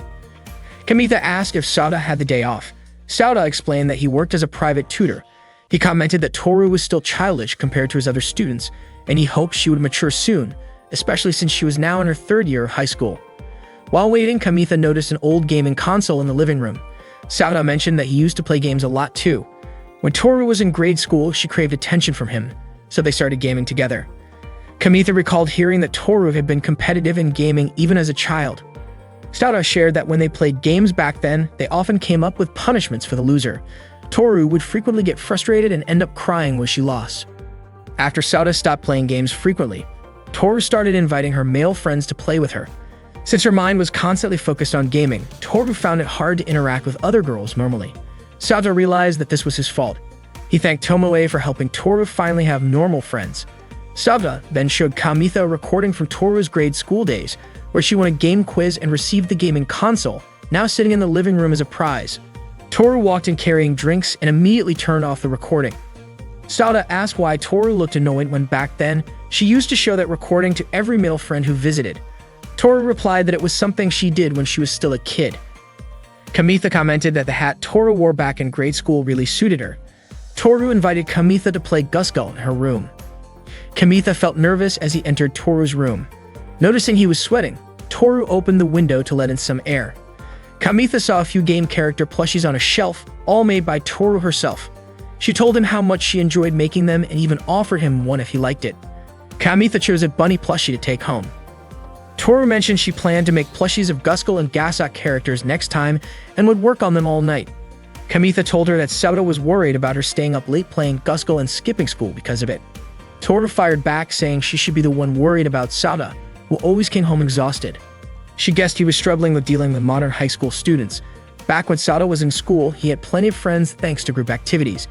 Even though things were tough for him now, he chose to keep going instead of giving up, and Toru said she couldn't understand why. She wondered if she would understand once she became a teacher herself. Kamitha was shocked to hear that Toru planned to become a teacher. He joked that she might end up being a quirky and unpredictable one. Toru shared that Sauda once told her she'd be good at a job requiring focus and high-level skills, but she still couldn't picture it, even though she was already a senior in high school. Kamitha suggested she could become a mascot maker since Takeshi seemed to like her keychain creations. After all, he hung one of her keychains on his belt. Toru complained that she couldn't defeat the new heavy armor boss in Gusgul.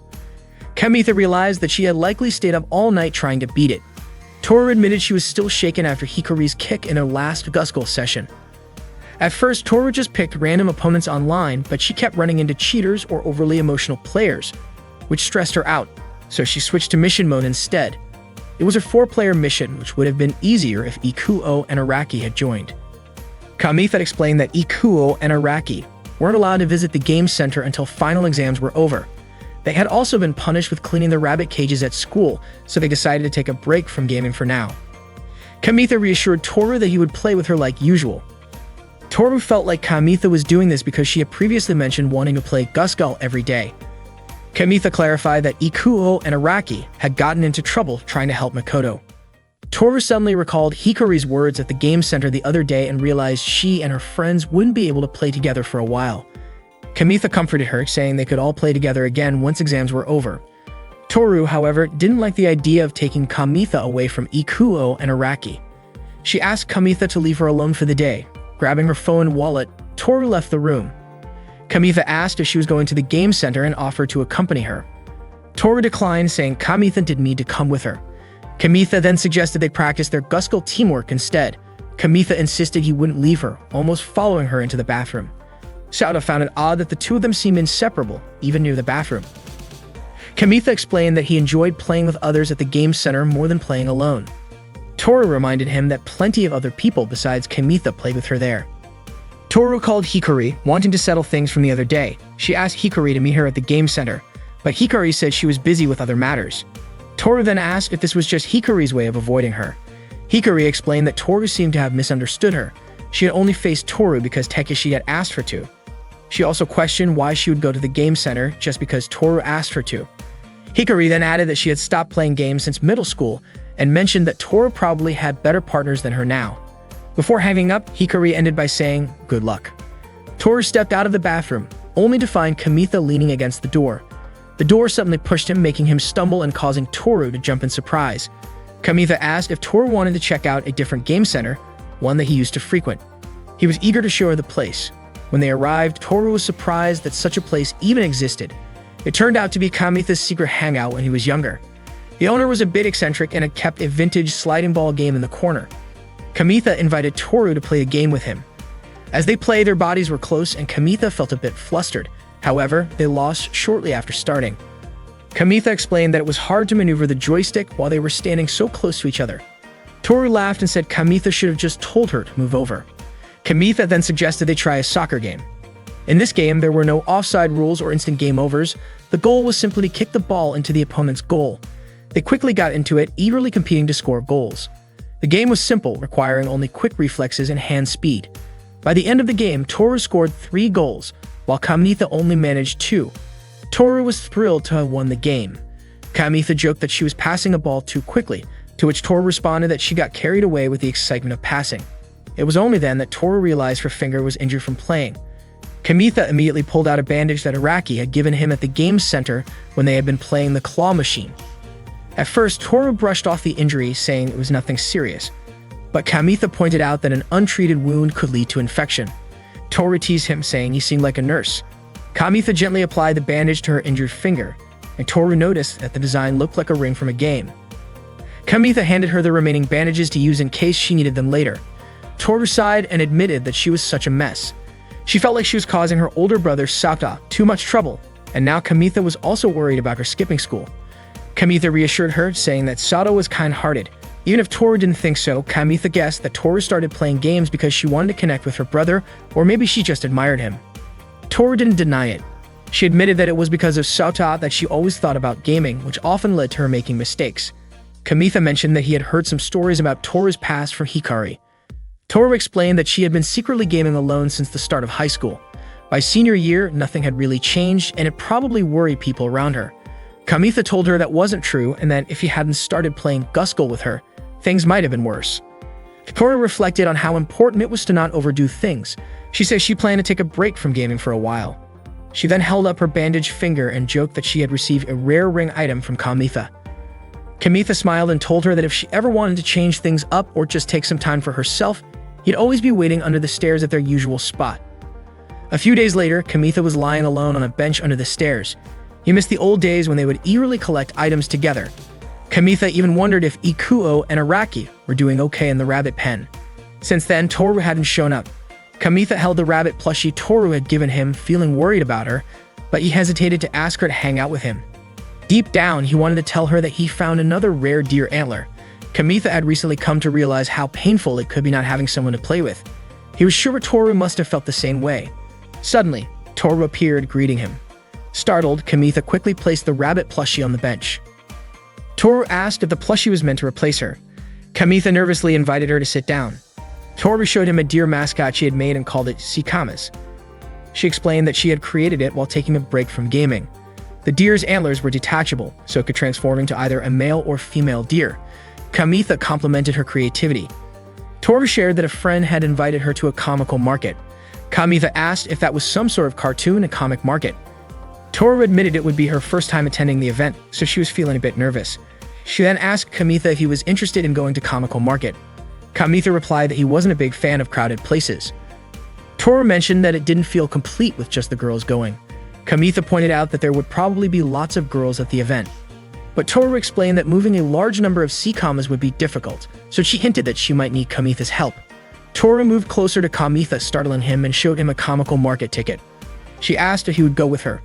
Kamitha chuckled, saying that going to the comical market together sounded a lot like a date. Toru, catching his humor, asked if he wanted to go on a date with her. She was fine calling it a date as long as Kamitha would help her prepare for the event. Kamitha agreed happily. Toru was surprised by how nervous she felt inviting someone directly. She admitted that while she often got asked out, it was a completely different feeling to be the one doing the asking. It even made her feel bad for the people she had turned down in the past. Kamitha decided to accompany Toru to the comical market. Suddenly, Shiori appeared, looking upset, with Tomoe trailing behind, trying to hold her back. Tomoe explained that she and Shiori had been worried, so they came to check on Toru and Kamitha. Shiori, visibly upset, blurted out her frustration. "I've always been the one inviting Toru, but she keeps turning me down." Then the moment Kamitha asks, she says yes right away. Toru quickly covered Shiori's mouth, telling Kamitha not to worry about it. She formally introduced Kamitha as her partner. Shiori introduced herself to Kamitha, but couldn't help asking what Toru meant by partner. Kamitha clarified that he was Toru's partner in Guskull. They teamed up in the game to take on opponents together. Since they were taking a break from gaming, Toru now called him her partner outside of games. Shiori still didn't fully understand, but one thing was clear. Toru and Kamitha were going to spend the entire day helping her. Toru would also be a model for Shiori at the comical market. Tomoe added that she would prepare plenty of lunch for everyone, though the event would likely be so busy they might not have time to eat. The day of the comical market finally arrived, and Kamitha went there with Tomoe. The comical market was bustling with people, reminding Kamitha of the time he and Tomoe got lost on Kibito Island. Tomoe asked Kamitha to stay close to her and let her know immediately if he needed to use the restroom. Kamitha panicked and begged her not to tell Toru about the time he wet himself in a crowd because he held it in too long. It had been his first trip to an amusement park, and although he had been excited, it ended in humiliation. Kamitha reassured her that he'd be fine because he was there to help Toru. They headed to Shiori's booth where Kamitha asked where Toru was. Toru was standing still at Shiori's booth looking downcast. She greeted Kamitha and Tomoe, and Tomoe guessed she might be feeling unwell. Toru seemed unsure about her costume. Kamitha, however, was mesmerized by how smooth and delicate she looked. He asked what he should do. Shiori was selling her handmade costumes, while Kamitha was going to sell Toru's Sikamas dolls. Toru invited Kamitha to help assemble houses for the Sikamas. Shiori asked if Tomoe had tried on the costume she made. Tomoe admitted that she had made some adjustments at home. She promised to work hard not to lose to Toru. Kamitha and Toru finished their preparations, and the 65th Comical Market was officially open as the clock struck 10. Shiori began to worry because Tomoe hadn't returned from the dressing room. She was convinced that Tomoe must have gotten lost. Shiori asked Kamitha and Toru to keep smiling despite the situation. The Comical Market was an animation-themed fair featuring booths that sold comics, games, costumes, animated merchandise, and more. It turned out that Tomoe really was lost. As she got close to Shiori's booth, she ran into someone cosplaying as Kibian and immediately went to greet them. Shiori was shouting to promote her costumes. The area was swarming with women, making it feel like a fashion island. Shiori encouraged Kamitha to shout enthusiastically too. Shiori called out to two girls passing by, Toka and Miu, and asked if they were interested in cosplay. Shiori offered Miu a bunny costume, saying it would look perfect on her because she was tall. Miu asked where she could even wear such a tight costume. Shiori reassured her that the fabric was smooth and stretchy, and it could even double as pajamas.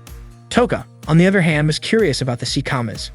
Toru explained that the dolls had detachable antlers, allowing people to switch between male and female designs. Kamitha chimed in, saying that deer are symbols of loyalty and their love is pure and platonic. He elaborated so much that he ended up scaring them a bit, prompting them to leave to check out an owl mascot instead. Shiori teased Kamitha, saying he was trying to help Toru but only made things worse. Kamitha apologized, especially since a customer had just shown interest in the Sikamas. Suddenly, Kamitha had an idea to use the Sikamas as costume accessories to increase their appeal. Shiori agreed, saying they would look like military medals. Kamitha wasn't sure where to place the deer, on the head, chest, stomach, or hips. He tried them all, which made Shiori laugh. She teased him by saying he looked like he was wearing a stethoscope. Toru, feeling like they were just making fun of her, got upset and stormed off. Shiori explained that Toru wasn't used to being teased like that. Leaving Shiori to watch the booth, Kamitha hurried off to find Toru. While searching, Kamitha overheard people talking about a girl in a Mariusa costume. He saw Toru surrounded by photographers, snapping her pictures. Toru looked uncomfortable, especially as some of them commented on how soft the bottom of her costume seemed. Kamitha pushed his way through the crowd, but someone scolded him for being rude. Kamitha explained that the model didn't like the attention and begged to get through, but he was shoved back. At that moment, Tomoe appeared. Kamitha asked her what she was doing, and she said she had been chatting with Kibian. Kamitha was astonished that Tomoe got lost for the same reason she used to in grade school. Kamitha told her he needed to rescue Toru from the situation. Tomoe suddenly removed her cover, revealing a Gusco costume. The outfit was so sexy that it immediately drew the photographer's attention, giving Kamitha the chance to help Toru. Toru managed to escape with Kamitha. Their hands were tightly clasped, and Kamitha could feel Toru's body trembling. Toru admitted she felt terrified when unfamiliar cameras were pointed at her. Kamitha apologized for staring at her costume earlier. Toru confessed it was partly her fault since she wasn't used to wearing costumes, and this was her first time participating in such an event. She also believed the photographers didn't mean any harm. Toru said she felt calmer now, thanks to Kamitha, and quickly let go of his hand. Kamitha asked why Toru had been in the costume hall. She explained that she was surrounded by people while trying to find the restroom. Kamitha suddenly remembered the time he wet himself in a crowded place. He quickly apologized for not realizing what had happened and offered to head back first, but Toru stopped him, asking for help. She didn't know how to take off her costume. Toru explained she couldn't find the zipper hook on her back and asked Kamitha to look for it. Kamitha started feeling around her back and located the zipper, but he couldn't find the hook. It seemed designed to stay concealed even when her jacket was removed. After some searching, Kamitha found the hook near the bottom of the zipper, just as he suspected. However, the zipper extended to a rather sensitive area, and Kamitha couldn't reach it properly. Toru lifted the bottom of her costume slightly to help him reach it. Once Kamitha pointed out the hook, Toru managed to handle it herself. She then invited Kamitha to accompany her to the restroom so he could undo it properly, and Kamitha agreed. Later, Toru regained her confidence and started posing in front of the photographers. She also helped Shiori sell her handmade cosplay costumes. Meanwhile, Ruize arrived to patrol the area, prompting Toru and Kamitha to hide from her. Toru was especially kind to visitors, including children who stopped by their booth. That day, their hard work paid off and the event went smoothly. That evening, they went to a cafe where Hikari worked. Hikari immediately put on her glasses to disguise herself. Kamitha was surprised to learn Hikari worked there and was puzzled by her glasses. He pretended not to know her. Toru stared at Hikari, prompting Shiori to ask if Toru recognized her. Hikari revealed that she was Toru's underclassman and Kamitha's classmate. She guided them to a table and, while secretly pinching Kamitha, asked how he knew she worked there. Kamitha claimed it was just a coincidence. During dinner, Shiori treated everyone as a way of thanking them for their hard work. Noticing Kamitha and Toru's silence, Shiori asked if the comical market had exhausted them. Kamitha simply remarked on Hikari's different aura. Toru joked that Hikari would panic if she got caught skipping out on paying for a meal. Hikari insisted she was working there just like any normal person. Tomoe mentioned that she thought she had seen Hikari at a Santa contest before. Hikari was flattered that Shiori remembered, and she asked what the celebration was about. Tomoe explained that they had just come from the comical market. Tomoe teased that Toru had worn a bunny costume that day and forgot to wear underwear. Hikari playfully teased Toru, suggesting she was pushing herself too hard just because Hikari refused to hang out with her. Shiori, annoyed, called Hikari cruel and jokingly compared her to Winnie the Pooh, who's world famous despite only wearing a red shirt. Toru calmed Shiori down and told Hikari that she had placed mascot dolls at her booth and modeled the costume in exchange. Shiori chimed in, saying how hard it had been to convince Toru to wear the costume. Toru explained that she only refused at first because she didn't want to meet friends at the comical market. Hikari then asked how many mascots Toru had managed to sell that day. Toru successfully sold 3 of her handmade mascot dolls. Shiori mentioned that it was a pretty good outcome, considering it was Toru's first time attending a comical market. Tomoe then suggested to Hikari that they should wear costumes together sometime. Hikari was shocked to learn that Tomoe had also worn a cosplay costume. Tomoe showed her a picture from earlier that day, and Hikari was surprised before quickly turning her attention to serve the next customer. Toru wanted to give something to Kamitha as a token of appreciation. She handed him a Gusco keychain, explaining that she had already given the same gift to Shiori and Tomoe. Toru thanked Kamitha for helping her get through the day and then playfully winked at him, leaving Kamitha startled. Shiori, confused by their exchange, asked what they were talking about. Toru casually said they were praising how amazing Shiori's costume designs were. Kamitha then asked why Toru decided to create the Sikamas, mascot dolls. Toru explained that when Kamitha once told her about how much Takashi loved the keychain she had made, it inspired her to create something that could make other kids happy too. Shiori chimed in, saying that seeing the cheerful faces of customers was the charm of the comical market. Toru agreed, mentioning how much joy it brought her to see people smiling. Kamitha told her that she was perfect for being a mascot maker. Toru brushed it off, saying it wasn't realistic, but admitted she had started to consider career options.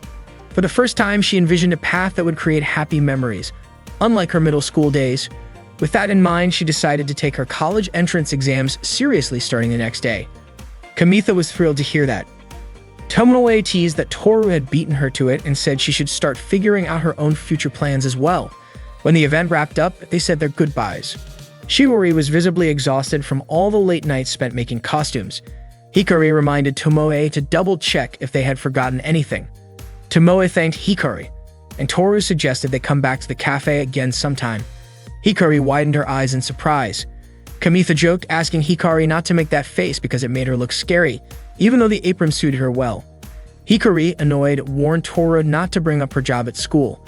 Kamitha defended himself, saying he was just complimenting her. Toru teased Hikari, saying she was lucky to receive Kamitha's praise. As they all parted ways, Toru started walking home. Kamitha asked Tomoe to make sure Shiori got home safely before he went after Toru. Catching up to her, Kamitha asked if something was wrong. Toru confessed that even though she'd spent the whole day wearing her Miryusa costume, no one had complimented her on it. She said she just wanted to go home. Kamitha reminded her that she hadn't fulfilled her promise yet. She had agreed to go on a date with him after he helped her at the comical market. Toru argued that they'd already gone on a date before, but Kamitha refused to count the time they'd spent with his older sister tagging along. Instead, he suggested she imagine going on a date with Sada, As they walked, they passed a park bench where several couples were kissing. Toru nervously asked what Kamitha expected her to do for him. Kamitha boldly asked her to go on a date with him right then and there. Toru, puzzled, asked if he meant a date in the park at night. Kamitha said it was his last chance since Toru planned to focus on preparing for her college entrance exams starting the next day. He explained it was his final opportunity to confess his feelings. Finally, Kamitha asked Toru to be his girlfriend, confessing that he was in love with her. Unfortunately, Toru responded by saying she didn't understand feelings like that. Kamitha admitted he had anticipated her answer but confessed that it still hurt more than he expected. Kamitha mentioned that this meant Toru could focus on her studies. While Kamitha was gazing at the moon, Toru suddenly kissed his neck. The kiss lingered and she ended up biting his neck. Toru always found herself captivated by Kamitha's Adam's apple, especially since he had a habit of looking at the sky whenever he felt troubled. Toru asked him if your weakest spot is left unguarded, doesn't it make you want to attack it? She then added, I have other weak points too. Why not target those instead? But Toru admitted she was especially fond of places that could kill in an instant. Kamitha, confused, asked why Toru did that. She explained that she didn't want their relationship to change drastically just because of her feelings, but confessed that she couldn't resist targeting his Adam's apple in the moment. Apologizing for leaving a bite mark on his neck, she applied a bandage that Kamitha had given her earlier. Kamitha commented, with that, it feels like your lips are still on my neck. Toru, flustered, told him to stop saying embarrassing things like that. She added that she only did it to avoid Tomoe becoming suspicious, though Kamitha joked it felt like Toru was showing off her preferences to the world. Kamitha then admitted, I also like other parts of you, Toru. Toru, visibly moved, confessed that after her hallway conversation with Hikari, when she locked herself in the bathroom, and even during the times they were apart at the comical market, Kamitha had chased after her repeatedly. You're the only one who's ever done that for me, she said softly. She asked Kamitha to continue chasing her, to which he responded by pulling her into an embrace. They shared a kiss. Afterward, Kamitha suggested they walk out of the park together. Toru reminded him that they should keep their relationship appropriate since they were still in high school. Kamitha retorted, weren't you the one who attacked me first? The next day, Kamitha recounted his date with Toru to his two friends. They were shocked at how quickly things had progressed between Kamitha and Toru. They teased him, asking how far their relationship had gone. Kamitha clarified that their relationship was purely platonic since he didn't want to distract Toru from preparing for her college entrance exams. Suddenly, Toru appeared and casually announced, our baby has been born. Araki and Ikuo immediately assumed Kamitha had done something, especially when Toru mentioned they had married at a cafe in a back alley. However, it turned out that Toru was referring to a baby deer in her video game. She excitedly described how soft the baby deer's fur looked. Hearing this, Araki couldn't help but let his mind wander into inappropriate thoughts. They were surprised to learn that the game even allowed deer to have offspring. Araki joked that Toru had gone from a gamer to a mother. 10 years later, Toru became a kindergarten teacher. She was married to Kamitha, who worked as a bus driver. Their daughter, Ri, attended the kindergarten where Toru worked. Every morning, Ri would fall asleep on the bus on her way to school. Kamitha and young Kyoko often played together. One day, Kamitha was wearing a witch costume that belonged to Tomoe. Kyoko reminded him that Tomoe might get mad at him for using her costume. Kamitha replied that Tomoe wouldn't know he was wearing it. Kamitha then energetically mimicked a witch princess's movements. Kyoko complimented him, saying he looked so adorable and almost like a real girl. She then jokingly asked if the underwear Kamitha was wearing also belonged to Tomoe. Embarrassed, Kamitha tried to cover himself up. Kyoko teased him further, saying that a young man nearby seemed mesmerized by Kamitha's lively performance. Kamitha then invited Kyoko to see if the shopkeeper would also be impressed by him. At school, Kamitha overheard Hikari and her two friends chatting. They were talking about how Hikari had gone on a blind date over the summer. She hadn't updated that because she forgot to bring her phone charger. Kamitha's summer was nothing like Hikari's, filled with fun activities.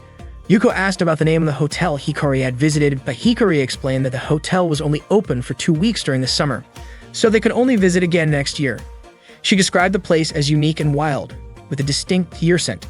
The venison served there was delicious and roasted right in front of their eyes. It was a place with a real wilderness vibe. Suddenly, Hikari noticed a girl standing by the door and asked if she was Kamitha's friend. Kamitha invited Kyoko to come into the classroom. Kyoko quickly approached Kamitha to show him a magical girl manga that had been on hiatus since their middle school days. Hikari then asked if Kamitha liked girls' manga. Kyoko explained that Kamitha was very kind and always listened to her hobbies. As it turned out, Hikari had also read that manga when she was younger. Yukiya then asked if Kyoko was a first-year student. Kamitha clarified that Kyoko was his childhood friend. Kyoko introduced herself to Kamitha's friends. Yukiya commented that Kyoko's height and hobbies made her seem like a middle schooler. Hikari added that even middle schoolers had moved on from their magical girl manga phase. Yuko remarked on how skinny Kyoko was. Kamitha admitted that Kyoko was still childish, which made him worry about her in many ways. Later, when Kamitha and Kyoko were sitting on the school stairs, Kamitha apologized for sounding too preachy earlier. Kyoko reassured him, saying that his words had some truth to them. Kamitha was convinced that if Hikari and her friends ever opened that manga, they would think he was a pervert. The new chapters of the Magical Girl series were nothing like the old ones. It was now full of erotic and gory scenes. Even the art style had changed to match the tastes of its aging fanbase. Kyoko pointed out how much Kamitha had changed. Back in middle school, he didn't care what the girls said about him reading comics. Kamitha explained that Hikari and her friends teased him relentlessly after he played the Gear Love game. He was sure they'd bully him for life if they found out he was reading a manga that was both erotic and gory. Suddenly, Tomoe appeared from the rooftop and greeted them. The leader of the nature club soon approached Tomoe, but she quickly walked away. The nature club leader then turned to Kamitha and made him swear to keep the fact that they had been on the rooftop a secret. He even threatened not to forgive Kamitha if he told anyone.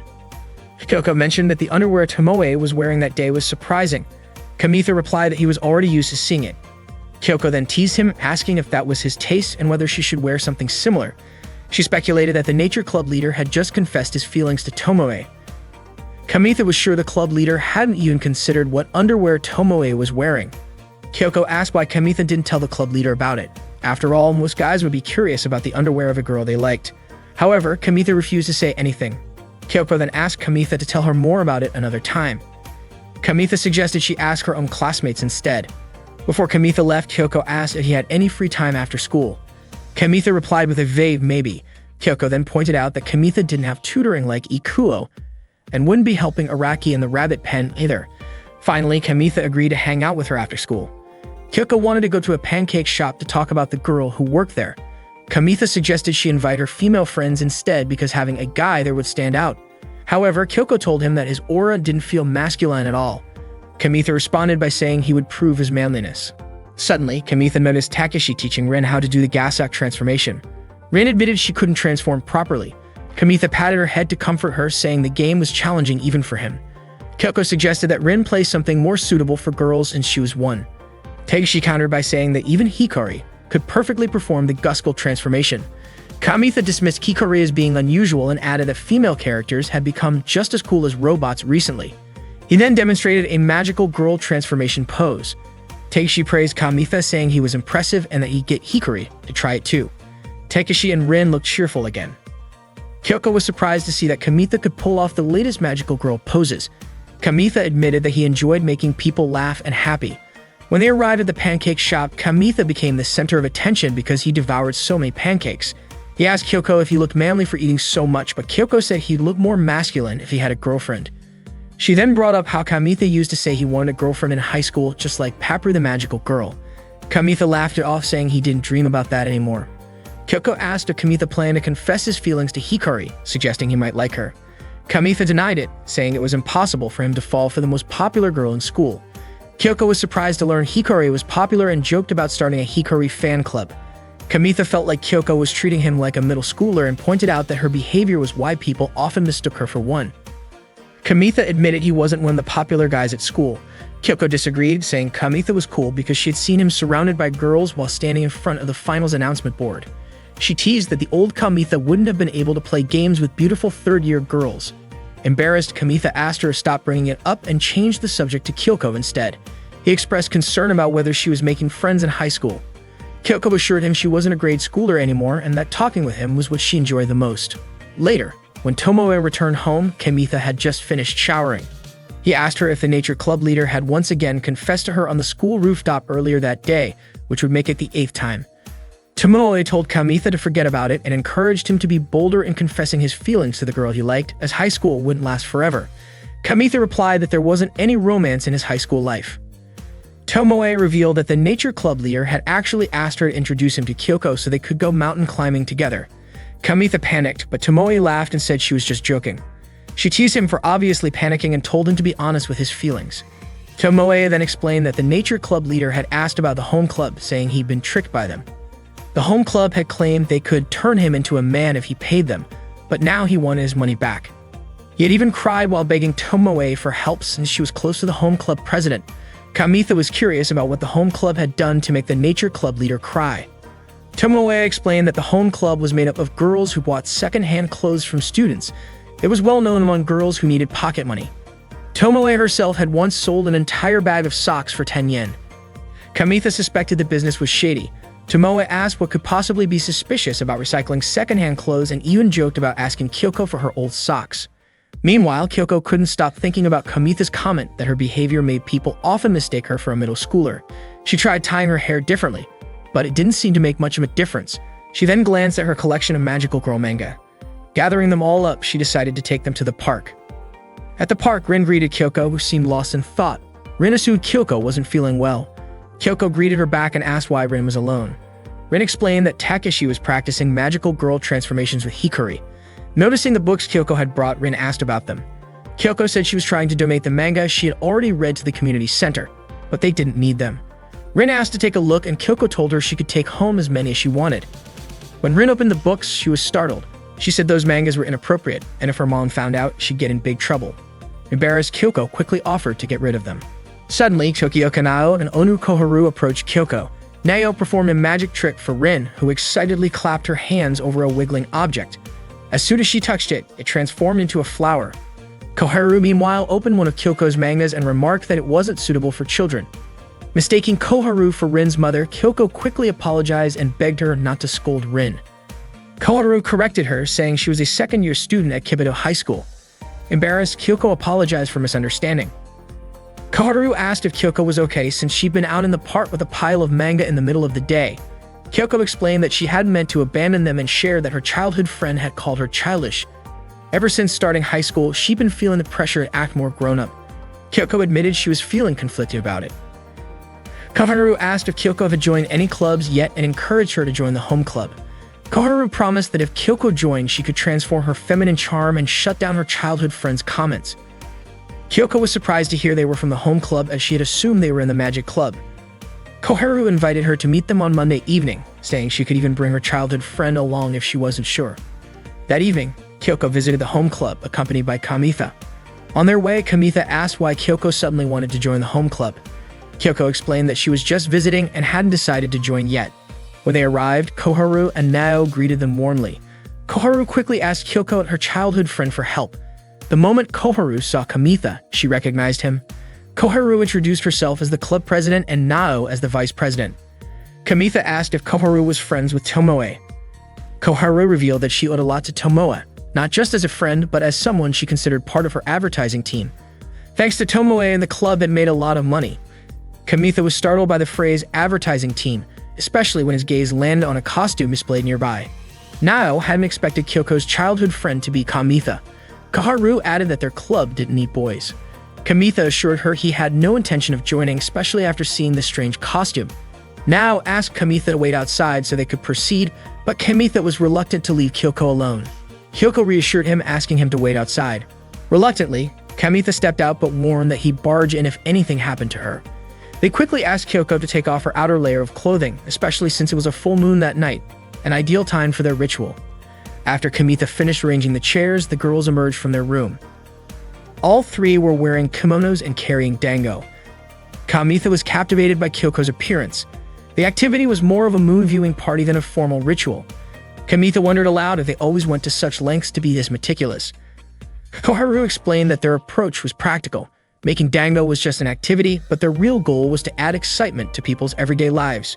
Wearing kimonos and enjoying a moonlit celebration was incredibly fun, but Kamitha stood out in his regular clothes. Kyoko teased Kamitha, asking why he didn't try wearing women's clothing again like he did in the past. Koharu and Nao were visibly surprised to hear this. Kamitha quickly asked Kyoko to stop saying things that might lead to misunderstandings. He explained that it happened one Christmas Eve when Kyoko's mother was working late and left her in Kamitha's care. He had worn a magical girl costume and acted silly to cheer Kyoko up because she was feeling down. Kyoko only learned the truth then.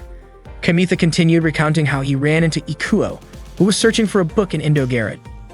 Ikuo mistook Kamitha in the magical girl costume for one of Kyoko's female friends. Shocked, Ikuo lifted Kamitha's skirt and then fainted. Kamitha ended up catching a fever and was bedridden for days. When he finally returned home, Kyoko's mom scolded him for taking Kyoko out so late. Kyoko apologized, feeling guilty that it all happened because of her. For Kamitha, though, it was one of his fondest memories. Koharu called Kamitha an emotionally unstable teenager. Nao offered Kamitha some soybean flour dango to restore his energy. Kyoko stood up and admired the full moon. Kamitha, mesmerized by Kyoko's beauty, fumbled when she asked if the dango tasted good. Instead of answering right away, he blurted out, "You're so beautiful." Realizing his mistake, he quickly corrected himself, saying the dango is really good. Kyoko was delighted to hear that, especially since she had helped make them. Nao took the chance to ask Kyoko if she'd like to join the home club. Kamitha suddenly questioned why the home club owned so many outfits for girls, saying he didn't want Kyoko joining a suspicious club. Koharu got annoyed and protested that their club wasn't suspicious at all. At that moment, Shiori arrived, saying she would explain everything. Shiori had come to the club because she had overheard Nao and Koharu arguing over whether to use soybean flour or red bean paste as the dango filling. Nao mentioned they ended up choosing soybean flour. Shiori explained that Koharu became the president of the club in the second semester, though Koharu always called Shiori president. Shiori then asked if Kamitha was the one who used to play games with Toru under the stairs. Kamitha clarified that he and Toru only traded items. Shiori introduced herself as the former president of the home club. Kamitha realized that the president everyone referred to as Tomoe was actually Shiori. She revealed that their club often lacked funds for kimonos and dango, so they repurposed and sold secondhand items. Even the Santa costume Tomoe wore was handmade by Shiori to promote the club. Kamitha brought up something the outdoor club president had said about turning someone into a guy. Shiori explained it was a misunderstanding. The home club had made a banner for the outdoor club, but the president didn't like the design and started spreading false rumors. In reality, the home club had simply followed the design instructions and didn't offer refunds. Nao showed Kamitha the banner as proof. Kyoko then announced that she was interested in joining the home club. Kamitha supported her decision and cheered her on. Kyoko smiled warmly and thanked him. That day, Tomoe and Kamitha went to a pancake shop. Kamitha asked when the last time Tomoe celebrated Christmas with Kyoko was. According to Tomoe, the last time they spent Christmas together was during her final year of middle school. Tomoe suggested they ask Kyoko to bake a Christmas cake this year. However, Kamitha joked that Kyoko would need 5 years of training in the home club before she could bake a proper cake. Tomoe and Kamitha wondered if Kyoko would fit in the home club. Kamitha then decided he would visit Kyoko at the home club later. That day, Ms. Masami announced plans to set up a venison stall for the Founders Festival. Ms. Masami asked Hikari if she thought wild venison was delicious. Hikari replied that she didn't know any easy way to source wild venison. Ms. Masami said she would contact her cousin, who worked at a company. Yuki asked who would cook the venison. Yuko pointed out that Hikari had once made venison barbecue. Hikari admitted it was during summer vacation, so she didn't remember much. But Yuko was confident Hikari would recall the details once she started cooking. Hikari laughed and said she didn't want to handle raw meat. Suddenly, the president of the outdoor club offered to butcher the venison, claiming expertise in grilling fish, so handling venison wouldn't be much different. The others eagerly volunteered to prepare charcoal. Hikari, confused, wondered how things had escalated when she hadn't even volunteered to cook. During lunch break, Yuko invited Hikari to watch boxing on Christmas Eve. Yuki asked if Hikari already had plans for the evening. Hikari mentioned she had dinner reservations at a luxury hotel, earning praise from her friends. Kamitha found it hard to believe someone had invited Hikari on a date. Just then, Ikuo approached Kamitha and apologized, saying he already had plans for Christmas Eve. Ikuo shared that he liked a girl he'd been interested in since grade school. He even took lessons just to be close to her, and they grew close over the summer. Ikuo admitted he found spending time with her more enjoyable than wrestling with Kamitha. Kamitha asked if Ikuo was sure about this, and Ikuo said he felt he was maturing. Kamitha congratulated him and said he would always support him. Kamitha's plans for Christmas Eve, it seemed, involved playing with rabbits alongside Araki. Ikuo suggested Kamitha attend a summer seminar, hinting that he might meet a cute girl there. Ikuo claimed he had seen someone there who resembled Hikari. Kamitha quickly told Ikuo to stop bringing up Hikari. Ikuo teased that maybe Kyoko was a better match for Kamitha. Kamitha dismissed the idea as impossible, but Ikuo insisted they were perfect for each other. Meanwhile, Ruizi asked the home club to decorate the Christmas tree. Koharu and Nao questioned why the head of the disciplinary committee was assigning the task to them. Ruizi explained that she was also serving as the executive committee chair for the Founders Festival. Koharu suggested assigning the tree decoration to the drama club instead. Ruize replied that she had already asked the drama club to create the entrance arch. Nao proposed reusing last year's design, but Ruize revealed the school had been using that same design for 9 years straight. Nao and Koharu discussed their concerns. Ruize would likely provide a minimal budget. If the home club ran out of funds, they wouldn't be able to make mochi for New Year's. Ruize offered a deal and even brought up disciplinary reports about Shiori, the former home club president. Ruize read a complaint from May about a heater being left in the hallway. Koharu explained they had only placed it there temporarily while moving it to storage. Nao pointed out it was just used to warm mochi and potatoes, wondering what the issue was. Ruize argued it was a safety hazard, as someone might trip and get injured. Koharu laughed, finding it absurd that anyone could be that careless. Ruize insisted that rules were rules and declared the violation would be added to Shiori's disciplinary record as the club president at the time. Ruize even threatened to reveal all the complaints against the home club, making it clear she intended to tarnish Shiori's record because of Koharu and Nao. Ruize warned that if the home club didn't meet her request, she would report them to the student counselor.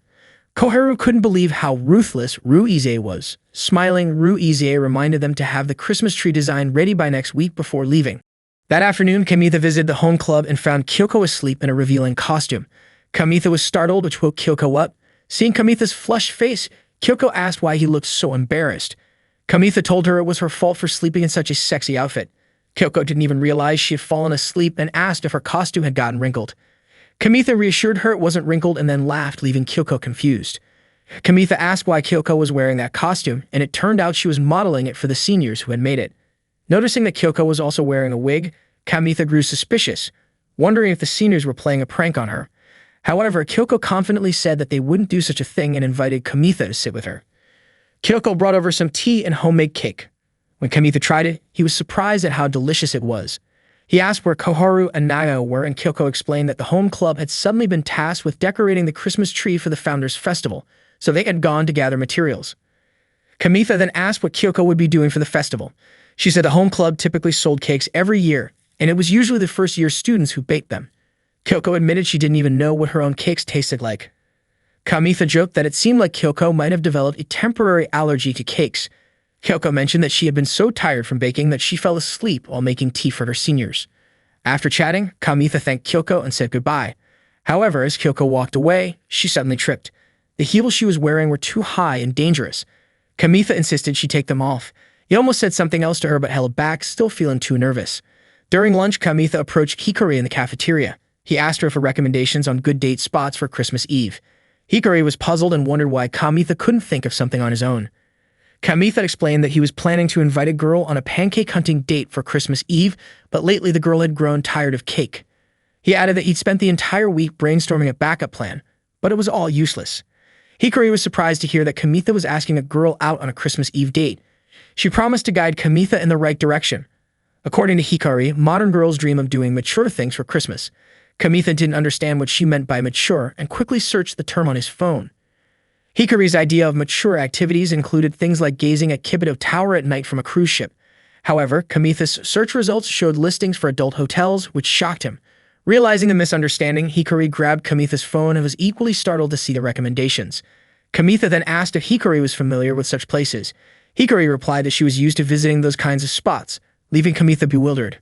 Later, Kamitha went to the home club and ran into Ruize, who looked upset as she was leaving. When Kamitha asked why Ruize seemed angry, Kyoko explained that Ruize wasn't happy with the Christmas tree decorations. According to Nao, Ruize just couldn't appreciate how great the design was. When Nao showed Kamitha the design, he was shocked at how creepy it looked. Koharu explained that Ruize had asked them to use pastel colors that children would like, but they didn't have the budget for pastel fabric. She added that Shiori had already used up all the funds for her comical market booth. Kyoko jokingly offered to bring her old clothes to help, which made Kamitha ask in shock if they were seriously decorating the Christmas tree with used underwear. Koharu immediately denied it, explaining that they would make the tree appealing to children, not based on Kamitha's strange assumptions. Kyoko innocently mentioned that she still had some character-themed grade school underwear. Koharu shouted in exasperation that that wasn't what she meant.